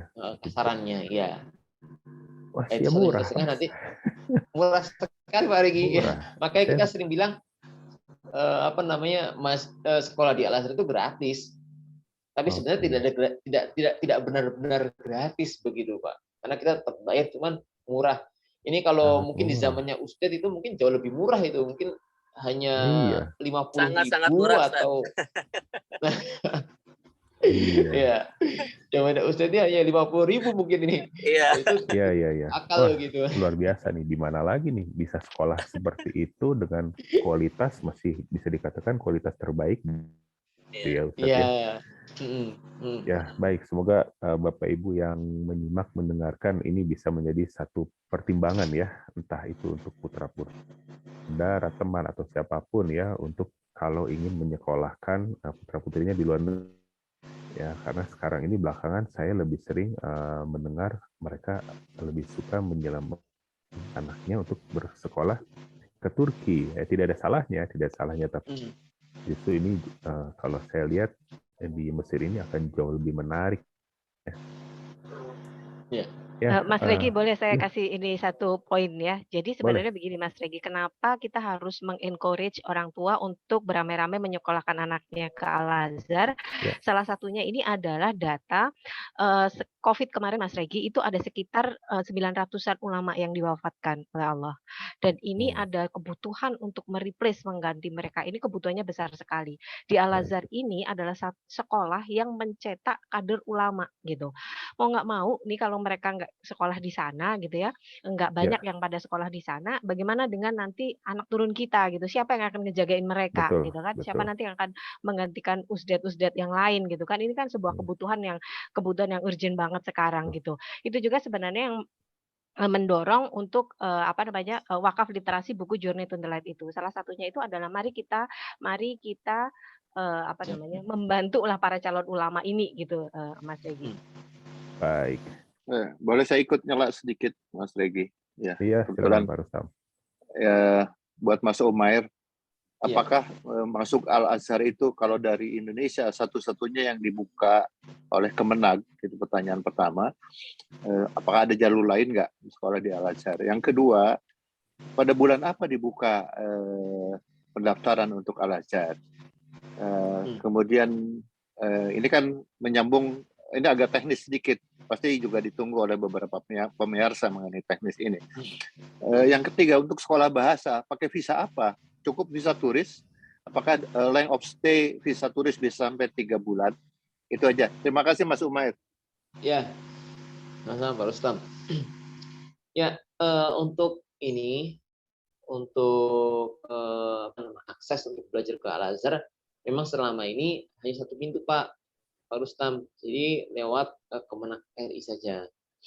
Nah, itu biasanya sekitar bulan April begitu, Pak. Tapi nanti untuk keberangkatan itu biasanya sekitar bulan September sampai Desember begitu. Nah, selama ini yang mengkoordinir pendaftaran itu dari Kemenak. Jadi semuanya kita lewat satu pintu lewat Kemenak saja seperti itu, Pak. Nah, kemudian tadi yang berikutnya untuk bahasa ya, untuk bahasa. Nah, untuk yang belajar bahasa ini kan di Mesir ini kan ada beberapa markas ya atau pusat studi bahasa begitu ya. Nah, dari sekian banyak markas yang saya temui, saya sempat berkunjung ke 6 markas ya, 6 markas bahasa Arab. Kemudian dari sekian banyak itu ya ada satu markas yang ini Pak bisa mengurusi masalah perpanjangan visa itu. Nah, dengan catatan orang yang terkait atau siswa yang terkait itu belajar di markas tersebut begitu. Dan nanti untuk visanya bisa diupayakan. Nah, diupayakan itu pun disesuaikan dengan berapa lama dia akan stay di Mesir itu sendiri. Nah, jadi bisa diupayakan begitu Pak Rustam. Tadi satu lagi apa ya Pak Rustam ya? Pak Regi mungkin bisa bantu. Sudah semua kok. Sudah semua. Pintu Oke. dari Kemenag, jadwal sama bahasa.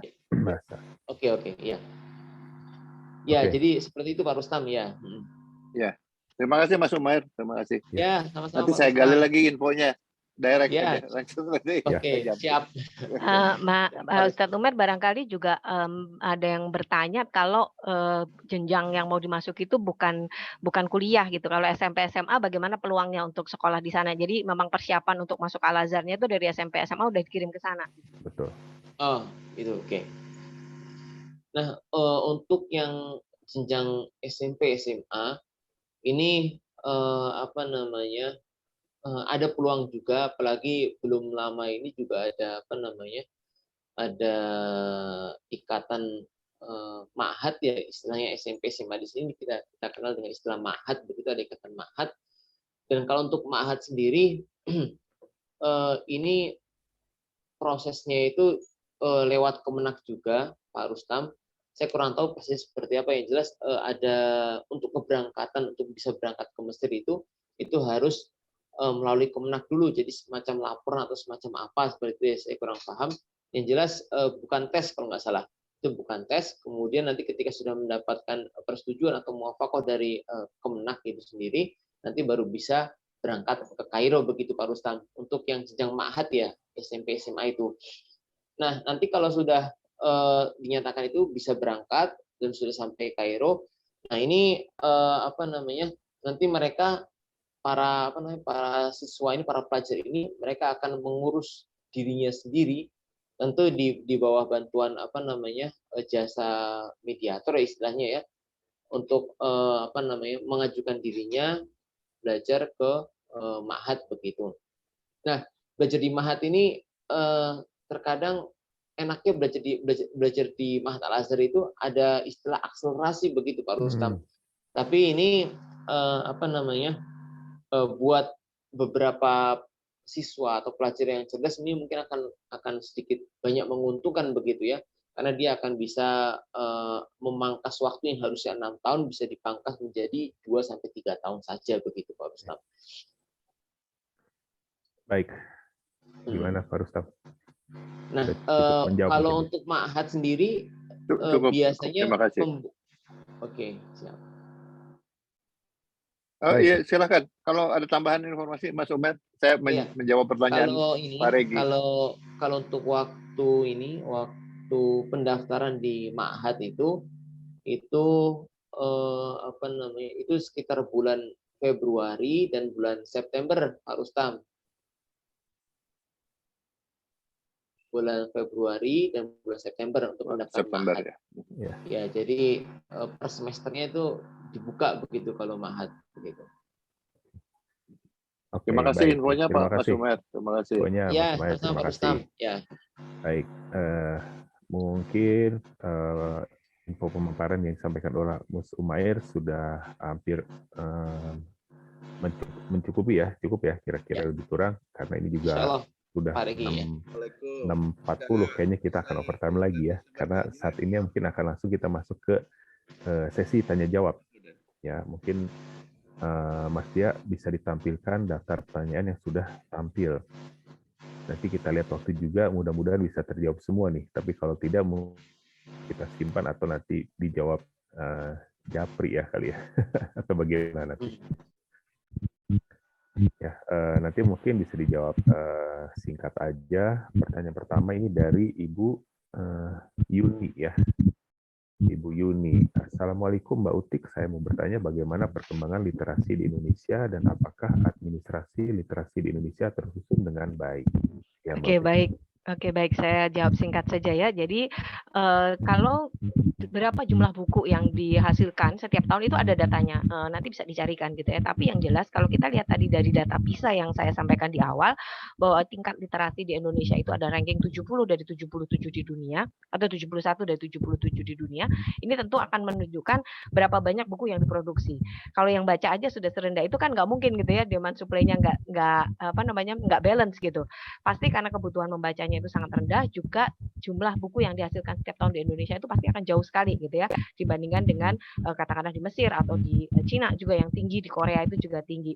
Lalu kemudian apakah tersusun dengan baik? Ya, sebenarnya dengan adanya ISBN, jadi buku-buku itu ada yang namanya ISBN, ini tuh semacam kayak apa ya, kayak STNK-nya gitu ya. Jadi setiap buku itu terdaftar dalam katalog nasional.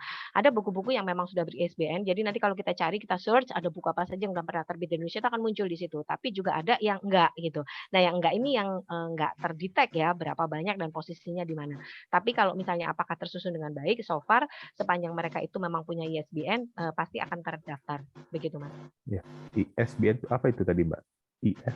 Jadi itu apa namanya ya? Kalau jadi terdaftar dalam katalog buku nasional gitu, Mas. Baik, Saya nggak hafal singkatannya apa, tapi itu terdaftar dalam katalog buku nasional.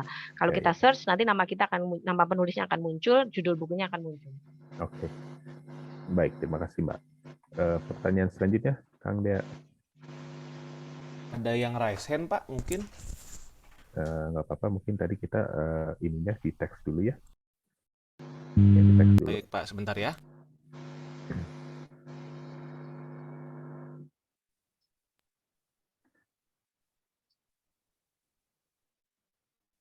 Ibu ini sudah, ini sekarang dari Pak Muhammad Fasa. Assalamualaikum warahmatullahi wabarakatuh. Izin bertanya, selain di Mesir, di mana lagi jejak literasi Islam masih eksis? Lalu selain banyaknya buku dan tulisan, indikator apa lagi yang menandakan bahwa literasi umat Islam cukup kuat? Nah, ini mungkin untuk Mbak Utik ya. Silakan. Oke, baik. Terima kasih. Jadi kalau selain di Mesir, saat ini tuh kita juga masih bisa melihatnya di Turki. Hanya barangkali kalau di Turki itu ada kendala bahasanya karena memang mereka itu ditulisnya dalam bahasa Turki. Sedangkan kalau di Mesir itu kan ditulisnya dalam bahasa Arab. Ini kayaknya lebih apa ya, lebih general gitu ya. Hampir harusnya semua umat Islam bisa menggunakan bahasa ini gitu ya, bisa membaca kitab-kitab yang ditulis dalam bahasa ini. Jadi itu lebih umum. Kalau di Turki itu akan menjadi sedikit lebih sulit karena dia menggunakan bahasa Turki gitu. Tapi sebenarnya masih jejak literasi juga masih bisa dilihat di sana. Perpustakaan-perpustakaannya pun juga masih bisa untuk dilihat di sana. Tapi memang kalau untuk rujukan utama, kitab-kitab rujukan utama, manuskrip-manuskrip asli dan seterusnya itu banyak ada di Mesir. Tapi kalau mau melihat bukti-bukti sejarahnya itu justru malah juga banyak di apa namanya museum-museum lain di dunia gitu ya. Manuskripnya Ibnu Khaldun, manuskripnya Ibnu Sina dan segala macam itu malah dikoleksi oleh museum-museum yang bukan di negara-negara Islam gitu. Tapi apakah ini tadi Pak pertanyaan berikutnya apakah menunjukkan literasi yang kuat tadi Pak? Iya, literasi yang kuat. Saat ini atau saat itu? Kalau saat itu ya sudah pasti gitu ya dengan banyaknya. Lalu selain banyaknya buku dan tulisan, indikator apalagi yang menandakan bahwa literasi umat Islam cukup kuat. Sebenarnya kalau kita bicara tentang literasi ya, itu sudah pasti ada kaitannya dengan tulis-menulis, dengan membaca gitu ya, dengan diskusi. Tapi salah satu indikator lainnya adalah hasilnya. Jadi dari hasil menulis, berdiskusi, kemudian dari hasil membaca, berdiskusi, kemudian menulis ini adalah karya lain gitu ya. Jadi temuan-temuan, teori-teori, nanti kita akan bicara lain kesempatan gitu ya, bagaimana peradaban Islam itu adalah inisiator pembuat pesawat misalnya, membuat jam, membuat ini segala macam, itu pasti hasil dari membaca, berdiskusi dan menulis begitu. Ya. Baik, terima kasih Mbak Uti. Pertanyaan selanjutnya, Kang Dea.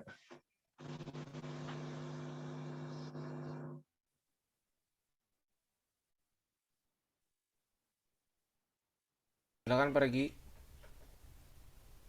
Oh, oke. Dari Ibu Tanti Yudiana, Assalamualaikum. Apakah masih perlu perpustakaan konvensional atau lebih baik beralih ke perpustakaan digital? Sekarang ada masalah keterbatasan tempat dan penyediaan kertas yang lingkungan. Baik, baik. Jadi sebenarnya kalau mau ngomong fungsi, tentu kita sudah harus mengatakan fungsi perpustakaan digital itu sudah pasti gitu ya, karena bisa diakses dari mana saja, di-search dengan mudah, apa segala macam. Tapi Bapak Ibu, mencium aroma kertas itu tidak tergantikan. Jadi bau apeknya kertas itu tidak tergantikan. Ini di rumah saya itu ada ribuan buku gitu ya, dan saya itu sangat menikmati sekali bau apek kertas itu gitu. Kertas itu lama-lama baunya memang jadi apek, tapi apeknya itu khas gitu ya. Nah itu yang tidak tergantikan gitu. Kalau kita pergi ke perpustakaan apa segala macam itu buat orang-orang tertentu itu yang nggak bisa digantikan. Tapi bahwa kemampuan membaca tidak dengan membuka kertas itu saya rasa sudah dimiliki oleh harusnya ya sudah dimiliki oleh generasi milenial. Mereka tidak lagi harus membaca menggunakan kertas gitu. Saya sepakat bahwa memang kemajuan teknologi itu harus diadaptasi semuanya gitu ya. Barangkali memang perpustakaan secara fisik mungkin one day harus masih ada karena manuskrip itu bagaimanapun juga masih harus tetap disimpan. Tapi barangkali nanti fungsinya juga akan jadi sama kayak museum, bahwa kemudian data-data buku terbaru apa segala macam itu harus didigitalisasi, itu sebuah keniscayaan. Bahkan mungkin nanti 50 tahun lagi, 100 tahun lagi lebih advance lagi gitu ya dengan metaverse, sudah bukan lagi digitalisasi seperti sekarang tapi barangkali lebih advance lagi. Hologram ya. Ya, saya juga sepakat tentang hal itu. Tapi nilai nostalgianya dari membaca buku berada di perpustakaan itu untuk orang-orang tertentu tidak tergantikan. Barangkali nanti kalau orang-orang ini sudah punah, jadi udah nggak perlu lagi juga gitu. Oke. Terima kasih Mbak Ati. Pertanyaan selanjutnya, Kang Dea. Masih ada berapa pertanyaan lagi kira-kira nih, Kang Dea ya? Ada satu lagi Pak. Selain Satu nanti lagi. ada yang resen. Oke. Satu lagi pertanyaan. Baik. Dari, maaf nih, Pak Sofi atau Ibu Sofi ya. Assalamualaikum, Ustazah, izin bertanya. Bagaimana peran, ada dua pertanyaan ini berarti ya. Satu, bagaimana peran kami generasi muda agar dapat mengikuti jejak para generasi terdahulu dan mencintai sejarah, sehingga dapat memberikan sumbangsi terhadap kejayaan peradaban Islam. Nah, yang kedua adalah pertanyaannya, bagaimana menjadikan tradisi keilmuan tetap kuat terjaga di zaman sekarang, tidak hanya Mesir, khususnya Al-Azhar Syarif, sebagai kiblatnya ilmu. Karena, mohon maaf, sebagian besar generasi sekarang sebagai sesuatu yang instan daripada membaca kitab klasik. Silakan. Baik.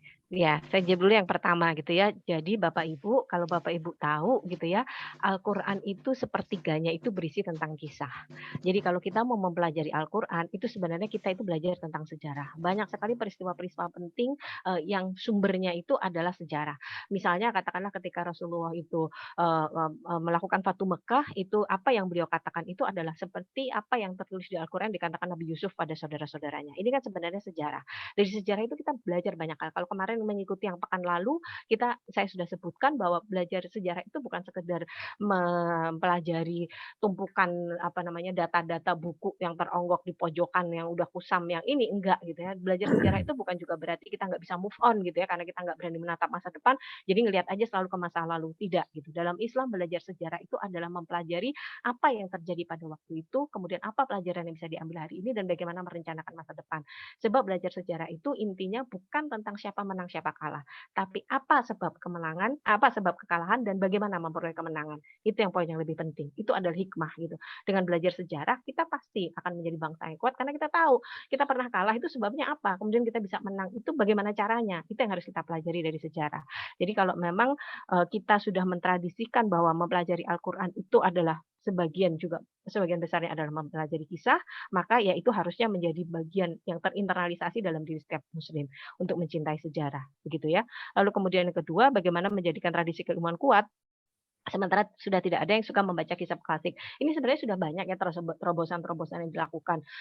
Kayak misalnya kitab-kitab klasik yang sudah nggak cuma digitalisasi ya, tapi juga dibuat dalam bentuk bermacam-macam gitu ya, menjadi konten visual, menjadi video, menjadi apa segala macam. Nah, ini sebenarnya tugas kita bersama gitu ya. Nggak usah saling teriak gitu. Mari kita mengambil bagian sesuai dengan porsi kita masing-masing. Saya tahu persis teman-teman saya ada yang kemudian sudah membuat animasi dari Riyadhus Shalihin, kisah-kisah di Riyadhus Shalihin, kemudian membuat animasi dari kisah-kisah apa segala macam gitu. Itu sebenarnya bisa dilakukan saat ini. Yang penting itu adalah kontennya, nilai-nilai yang ingin dimasukkan. Intisari dari ilmu itu bukan sekedar kemasannya. Kemasannya itu bisa kitab ya zaman dulu, sebelumnya misalnya di papirus, sebelumnya di tulang unta, sebelumnya di ini segala macam. Itu hanya mediumnya, mengikuti perkembangan zaman. Tapi yang penting adalah kontennya tersampaikan, begitu. Terima Baik. kasih Mas Dedi. Terima kasih Mbak Utik. Semoga menjawab pertanyaannya deh ya. Oke, selanjutnya pertanyaan dari yang recent mungkin Mas Dia ya. Ya, tadi yang pertama adalah Pak Dadang Arif, silakan Pak. Baik, jadi ini ada 3 penanya ya, mudah-mudahan masih cukup waktunya. Kita mulai dari alfabetikal, Pak Dadang Arif, silakan di-unmute saja Pak Dadang. Assalamualaikum warahmatullahi wabarakatuh. Waalaikumsalam warahmatullahi wabarakatuh. Waalaikumsalam warahmatullahi wabarakatuh, Pak. Ustadz Omer, saya ingin bertanya, kalau misalkan tadi kan jalur pendidikan ke Al-Azhar itu satu pintu lewat Kemenag. Bagaimana kalau misalkan kita anak ingin sekolah di Mesir dengan mandiri, perseorangan? Apakah jalurnya seperti apa gitu ya? Itu yang pertama. Yang kedua, kalau ilmunya ataupun juga istilahnya itu rumpun ilmunya adalah rumpun ilmu katakanlah matematik, ekonomi ataupun bisnis. Nah, kemudian sekolah S2 atau pasca sarjana, apakah bisa langsung ke Al-Azhar? Dan biayanya kira-kira yang Mas Ustadz Umer tahu itu seperti apa? Mungkin itu, terima kasih. Assalamualaikum warahmatullahi wabarakatuh. Assalamualaikum warahmatullahi wabarakatuh. Silakan Mas Umer dulu. Ya baik, terima kasih Pak Dadang. Untuk belajar di Al-Azhar sendiri, memang sebenarnya ketika dari Indonesia, sebenarnya kalau untuk masuk belajar di Al-Azhar sebenarnya ada 2 pintu ya. Ada pintu beasiswa sama non beasiswa, Pak. Nah, kalau yang Kemenak ini biasanya non beasiswa, Pak. Nah, kecuali nanti kan yang dites kan banyak, kemudian biasanya 20 yang pertama itu, 20 yang terbaik itulah yang mendapatkan beasiswa untuk belajar ke Al-Azhar. Tapi yang selebihnya di bawah 20 itu tidak mendapatkan beasiswa. Artinya mereka belajar di Al-Azhar dengan biaya sendiri seperti itu, Pak. Jadi pintunya tetap satu pintu saja lewat Kemenak. Kecuali ada satu pintu lagi, itu beasiswa. Itu lewat Dubes, Jalur Kedutaan Besar Mesir. Nah, Dubes itu pun juga menyelenggarakan tes tersebut, tes studi lanjut ke Al-Azhar, tapi itu pun sangat terbatas sekali. Mulai dibatasi mulai dari administrasinya, kemudian untuk penerimanya itu juga sekitar 10-20 saja begitu, Pak. Nah, jadi kesimpulannya kita sebagai khususnya saya pribadi ya, ketika berangkat ke Kairo itu pun juga dengan biaya pribadi. Nah, tapi ketika nanti sampai di Kairo, nanti kalau belajar serius dan nilainya itu sendiri memenuhi untuk mendapatkan beasiswa, ini nanti bisa kita ajukan. Nah, insya Allah akan banyak peluang lah kalau kita belajar serius di sini nanti untuk tahun berikutnya, semester berikutnya kita bisa mengajukan beasiswa. Nah, untuk studi lanjut S2 ya secara khusus, Al-Azhar ini mungkin agak sedikit ketat, Pak. Jadi Al-Azhar ini tidak menerima mahasiswa S2 di luar Al-Azhar itu sendiri.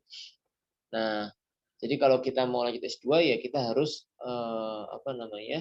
belajar dari S1 dulu, S2, kemudian S3. Apalagi S3-nya ya. Nah, untuk S3-nya itu pun kita harus belajar di akhir dulu S2-nya. Nah, untuk yang S2 langsung memang selama ini jarang sekali ya, Pak. Kalau ada mahasiswa asing, kemudian datang Azhar langsung S2 itu jarang sekali, kecuali ada semacam kayak kerjasama dan transfer nilai seperti itu, Pak. Ya, dulu kalau boleh cerita sedikit, dulu ini pernah terjadi juga, tapi sudah lama sekali di awal tahun 2000, tapi itu pun tidak instan. Maksudnya sekali bekerja sama, tapi tidak instan tidak instan bisa langsung maju ke S2. Dia tetap harus tertunda itu selama 1 tahun, semacam kayak ada ujian privat begitu, Pak. Jadi ujiannya nanti langsung menemui beberapa dosen terkait, dan dia harus menyelesaikan beberapa target begitu. Nanti kalau sudah dinyatakan oleh pengujinya itu dosen itu bisa dan layak untuk masuk S2, ntar baru dipersilakan untuk melanjutkan studi S2. Jadi kesimpulannya kalau mau studi S2 di Al-Azhar itu agak ribet, dan untuk Indonesia sendiri selama ini yang melanjutkan studi Al-Azhar pasti S1-nya di Al-Azhar itu sendiri, Pak. Ya, baik. Mudah-mudahan terjawab ya, Pak. Tapi kalau misalnya masih belum jelas atau masih kurang puas, nanti bisa menghubungi PCI Mesir ya, Mas Umair di PCI Mesir ya, bisa japri atau koresponden email. Mungkin karena keterbatasan waktu, saya berikan kesempatan kepada satu penanya lagi ya, kepada Ibu Eti Sofia ya, yang sudah raise hand. Silakan Bu Eti, kami persilakan. Terima kasih Bapak Regi. Terima kasih ada Assalamualaikum warahmatullahi wabarakatuh. Perlu kami untuk kemajuan Islam, generasi tua ya, di nenek-nenek mungkin, untuk ustadzah dan ustadz apa yang perlu kami lakukan gitu ya, karena suasana di majelis taklim itu mungkin mohon maaf ya tidak mudah untuk melompat ke level yang lebih tinggi, apalagi untuk baca-baca buku seperti itu. Terima kasih saya dapat ilmu yang sangat berharga pagi ini. Mungkin nanti saya mohon nomor telepon untuk narasumber supaya bisa kami undang ke pengajian kami gitu. Jadi itu pertanyaan kami, apa yang bisa kami lakukan sebagai generasi tua ya untuk melihat kembali kejayaan Muslim masa lalu. Karena Muslim yang sekarang itu Bunda ya, sedikit-sedikit di setiap negara itu ditindas gitu ya. Sedikit gerak langsung tindas, sedikit gerak langsung tindas. Yang saya lihat malah yang jaya itu malah yang Syiah gitu ya, dengan kecerdasan yang luar biasa. Tetapi kan kita mohon maaf ya, seandainya di sini ada yang aliran Syiah yang saya terima kan yang ada yang tidak selaras dengan Muslim. Terima kasih, mungkin itu pertanyaan kami yang menggelitik gitu, yang kadang-kadang saya banyak ini sedih, tetapi mendengar cerita Mas Aldo jadi sedikit ada secerca harapan, ada asa gitu di balik kesedihan, kepedihan melihat dunia Muslim di dunia ini. Terima kasih, itu pertanyaan saya. Jazakallah khair. Wassalamualaikum warahmatullahi wabarakatuh. Ya, mungkin ini pertanyaannya kepada Mbak Utik ya. Baik, langsung saya jawab ya Mas ya. Langsung silakan. Baik, Ibu Sofi. Jadi sebenarnya saya rasa tidak ada batasan ya, mau umur berapapun kita baru mau mulai belajar. Sebenarnya kalau mau ngomongin tentang sejarah peradaban Islam tuh nggak hanya oleh generasi tua, kok kayaknya belum tahu apa segala macam. Ini kalau ditanya ke seluruh anak Indonesia juga saya rasa gitu ya, ke seluruh orang Indonesia, dari sekian, jangankan orang Indonesia, seluruh Muslim lah di dunia yang tahu informasi-informasi tentang kejayaan peradaban Islam itu pasti juga hanya sekian persen dari semuanya gitu ya. Jadi ini sebenarnya memang PR kita bersama gitu. Bagaimana kita membumikan gitu ya informasi-informasi ini supaya mudah diketahui. Yang pertama caranya bagaimana? Yang pertama kalau misalnya memang masih bisa mengikuti sosial media, di sosial media itu sekarang banyak sekali konten-konten bermanfaat terkait sejarah dan peradaban Islam yang dikemas dengan cara menyenangkan gitu Bapak Ibu. Jadi itu bisa diakses dari situ. Informasinya setiap hari. Tentu saja pesan saya harus cari akun-akun yang memang kredibel. Bagaimana caranya? Ini dipegang atau dimiliki oleh memang pihak-pihak yang memang bisa dipercaya untuk memberikan ilmunya. Lalu yang kedua tadi juga bisa gitu ya dengan menghadirkan pembicara-pembicara yang refreshment gitu ya, yang menyegarkan gitu. Jadi kalau selama ini memang banyak kajian-kajian yang terkait dengan misalnya tauhid, dengan akhlak, dengan Quran dan seterusnya, barangkali juga memang perlu untuk menghadirkan pembicara-pembicara yang lebih variatif gitu ya, apa namanya di bidang ilmu Islam. Nanti Ustadz Umair dan teman-temannya ini ada tanggung jawab mereka gitu ya untuk kemudian menjadi ulama-ulama yang bisa mencerahkan dengan ilmu yang menyenangkan gitu ya untuk semua generasi gitu. Tapi kalau dalam waktu dekat saya rasa memang harus seperti itu gitu ya. Jadi hadirkan konten-konten entah itu melalui sosial media, entah itu melalui YouTube, entah itu melalui menghadirkan para asatidz, menghadirkan narasumber gitu yang memang bisa mencerahkan gitu bahwa Islam itu sangat luar biasa banget. Semakin kita tahu tentang sejarah peradaban Islam, maka kita akan semakin jatuh cinta dengan agama ini. Kita akan dengan lantang kita bisa berteriak I'm Muslim and I'm proud. Kita nggak akan takut ketika semua orang menstigmatisasi, memojokkan a priori Islamfobia. Kita nggak takut. Kita bisa mengatakan dengan lantang, dengan bangga I'm Muslim and I'm proud. Begitu Mas. Ya, terima kasih Mbak Utik.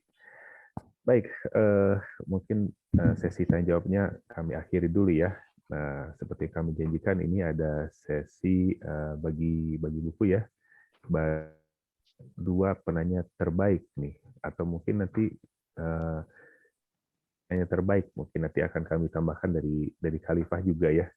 Nah, kepada Bapak Ibu yang tadi bertanya, siap-siap saja kalau nanti mendapat sebagai penerima hadiah tersebut ya, tolong dijapri kepada kami baik di teks ini maupun ke nomor handphone rekan-rekan yang ada, nomornya untuk bisa kami hubungi kembali untuk pengiriman buku tersebut. Judul bukunya Journey to the Light ya. Journey to the Light, ya Mas. Journey to the Light. Jadi mungkin di sini dari pihak percetakan juga mungkin ada yang hadir. Terima kasih bila sudah hadir, juga kepada adik-adik siswa-siswi yang juga berkesempatan hadir. Tadi saya lihat juga ada dari luar kota ya, dari Lumajang ya. Terima kasih juga sudah mampir ya. Sekarang waktunya hadiah. Silakan silakan kepada Mbak Utik.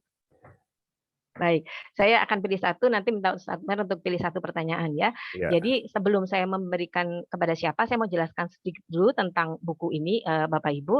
Ya. Buku ini itu merupakan wakaf literasi saya. Seluruh royalti dari penjualan buku ini itu akan diberikan kepada mahasiswa Indonesia yang tengah studi di Universitas Al-Azhar Kairo melalui Lazismu di Mesir. Jadi di bawahnya PCI Mesir gitu ya. Mereka punya lembaga filantropi, itu nanti akan disalurkan ke sana. Nah, selain seluruh penjualan itu ke sana, itu juga ada satu program lagi dari buku ini adalah dari Mesir ke tanah air. Jadi ada program itu untuk mengirimkan buku-buku ini ke pesantren-pesantren yang ada di Indonesia. Tujuannya untuk apa? Pertama, royaltinya akan diterima oleh teman-teman kita yang sedang kuliah di Al-Azhar Kairo. Lalu yang kedua, teman-teman kita di pesantren, anak-anak kita di pesantren ini akan mendapatkan insight pencerahan dari buku ini. Karena buku ini menulis tentang kejayaan madrasah pada masa peradaban Islam. Jadi bagaimana dulu institusi pendidikan itu sangat luar biasa sehingga menghasilkan orang-orang yang luar biasa. Ini perjalanan saya ke 3 benua, saya rangkum dalam madrasah itu. Jadi ada 2 gitu ya, royaltinya untuk anak teman-teman kita di Al-Azhar Kairo, inspirasinya untuk anak-anak di pesantren atau madrasah di seluruh Indonesia. Monggo silakan kalau misalnya memang itu nanti bisa menghubungi Khalifah kalau memang tertarik untuk join menjadi bagian dari rantai kebaikan ini. Saya mengundang semuanya. Nah, saya pilih penanya yang dapat hadiah yang dari saya itu tadi yang pertanyaannya ada 2 Mas, yang namanya Ibu Sofi kalau nggak salah. Yang terakhir tadi yang teks. Iya betul, yang teks yang pertanyaan ada 2 yang namanya kalau nggak salah Ibu Sofi. Ibu Sofi ya. Iya. Apakah masih ada di kajian ini Ibu Sofi, mungkin bisa di-unmute. Coba saya Ibu bukan Ibu Erti Sofia ya, Ibu Ya, yang teks. kayaknya sudah tidak ada di sini, Mbak. Oke, baik. Batal berarti ya. Sebentar. Oh, pakai H ya, S. Masih ada nih. Masih ada. Bu Sofi mungkin bisa menyapa karena ini sudah di-unmute. Assalamualaikum, terima kasih Ustaz. Oh ya, hadir. Oke, baik. Ya, Ibu Sofi nanti mohon di teks ya nomor handphone atau WhatsApp-nya untuk kami minta data alamat pengiriman. Diketik langsung di kolom teks atau mau disebutkan sekarang juga boleh, Bu, kalau kurang paham. Oh iya, nanti saya ke chat aja Ustaz. Boleh, ditunggu ya. Terima kasih ya Bu Sofi, selamat. Makasih Sudah saya juga. tuliskan nomor saya Pak Regi ya, nanti bisa menghubungi nomor saya di kolom chat. Oh, boleh.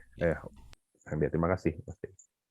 Nah, untuk pemenang kedua nih, dari penanya, salah satu penanya terbaik, pilihannya kami serahkan kepada Mas Umair. Silakan Mas Umair.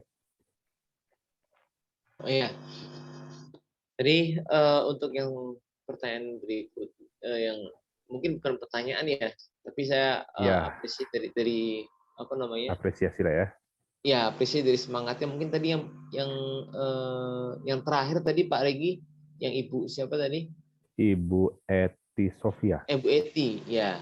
Ibu Eti Sofia ya. Iya. Baik, Bu Eti Sofia Semoga masih ini ada. bisa menginspirasi Ibu dan untuk Kok Mama generasi itu lombok nggak kepingin ya? Ya kan Mama itu. Ya, Bu Eti ini. Kenapa Mama nggak kepingin? Kenapa ya? Sebentar, Mama ada sendiri suara tuh bocor. tapi nggak kepingin.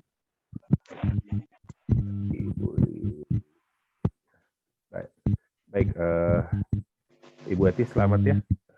Nanti akan dihubungi Kang Dea atau menghubungi nomornya Kang Dea yang dicantumkan di kolom chat. Ya, mudah-mudahan masih bisa mendengar suara saya, Bu Eti. Aduh, masih Ustaz. Masih ya, baik, terima kasih. Selamat ya, Bu Eti. Nah, kemudian ada satu lagi nih ya, kita kasih bonus nih, buku yang sama ya dari Khalifatur kepada penanya atau kontribusi pertanyaan terbaik. Itu untuk pilihannya saya serahkan kepada Pak Rustam nih untuk memilih. Mas Regi, Pak Rustam sepertinya izin takziah, ada yang meninggal barusan. Oh, izin takziah. Kalau gitu minta wakili oleh Mbak Utik saja kalau begitu.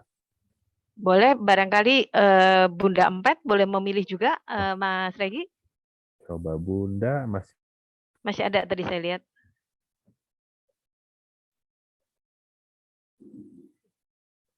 Atau Pak Rustam masih ada? Ini japri ke saya. Masih ada nih Pak Rustam. Oh, oke. Pak Rustam kalau masih monitor boleh di-unmute, Pak. Nampaknya sedang dalam perjalanan, Pak Regi. Udah di perjalanan ya? Ya. Oke. Kalau begitu, ya Mbak Utik tadi deh. Oke, baik. Ya sudah, kalau gitu saya pilih satu lagi, itu tadi yang pertanyaan yang sebelumnya, bagaimana mencintai sejarah tadi Mas, yang saya jawabnya itu sepertiga Quran isinya adalah sejarah. Oh, yang di awal ya? Masih mencatat? Sebentar, ini di kolom chat. Muhammad Faza bukan ya, Bu? Ya, betul. Baik, Pak Muhammad Faza ya. Pak Muhammad Faza ya. Ya, yang ini ya pertanyaannya ya.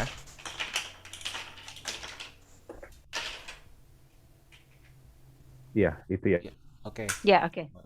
Oke, baik. Mas Apakah Muhammad sudah punya nomornya untuk Pak Muhammad Faza? Alhamdulillah yang salah satu yang rajin ikut kajian subuh setiap harinya. Oh, begitu ya. Insyaallah. Insyaallah. Pak Faza, terima kasih. Selamat ya. Muhammad Faza mungkin masih menyimak, kalau ada suaranya boleh menyapa sebentar, di-unmute. Baik, tidak apa. Tapi beliau masih nanti kami sapa saja ya setelah kajian ini. Baik, alhamdulillah, wasyukurillah Bapak Ibu, akhirnya kajian ini selesai dalam waktu hampir 2 jam ya, Masya Allah. Waktunya agak cukup. Mudah-mudahan nanti kita bisa lanjut di sesi berikut. Mesir literasi ataupun Al-Azhar ya dan sekitarnya ya, nanti kita mudah-mudahan bisa ada sesi berikutnya. Dan kami ucapkan kepada narasumber Mbak Utik, Mas Umair, Bunda Empet, juga Pak Rustam, juga utamanya terutama kepada Bapak Ibu hadirin sekalian ya, terima kasih sudah bergabung bersama kami. Nah, insya Allah kita akan mengadakan kajian ilmu lagi bersama Mbak Utik 2 minggu ke depan ya. Dan di hari Ahad juga, waktu yang sama, tepat yang sama di webinar Khalifatur Bait Al-Hikmah. Namun sebelum kami tutup, mungkin ada closing statement dulu yang akan disampaikan oleh Mbak Utik. Kami persilakan, Mbak. Baik. Bismillahirrahmanirrahim. Bapak Ibu, peradaban ini dibuka dengan kalimat Iqra.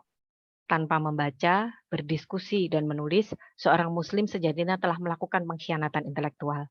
Kita adalah makhluk yang dipilih Allah untuk menjadi pemain utama di panggung dunia ini. Karena skenario pemeran utama itu diberikan pada kita, yakni Al-Quran. Hari ini bisa dipastikan tidak akan pernah ada kebangkitan tanpa Iqra. Saatnya kita kembali untuk Iqra. Terima kasih. Wassalamualaikum warahmatullahi wabarakatuh. Waalaikumsalam warahmatullahi wabarakatuh. Maka dengan ini langsung juga sekalian izinkan kami untuk menutup kajian pada pagi hari ini dengan mengucapkan alhamdulillah. Wabillahi taufiq wal hidayah. Wassalamualaikum warahmatullahi wabarakatuh.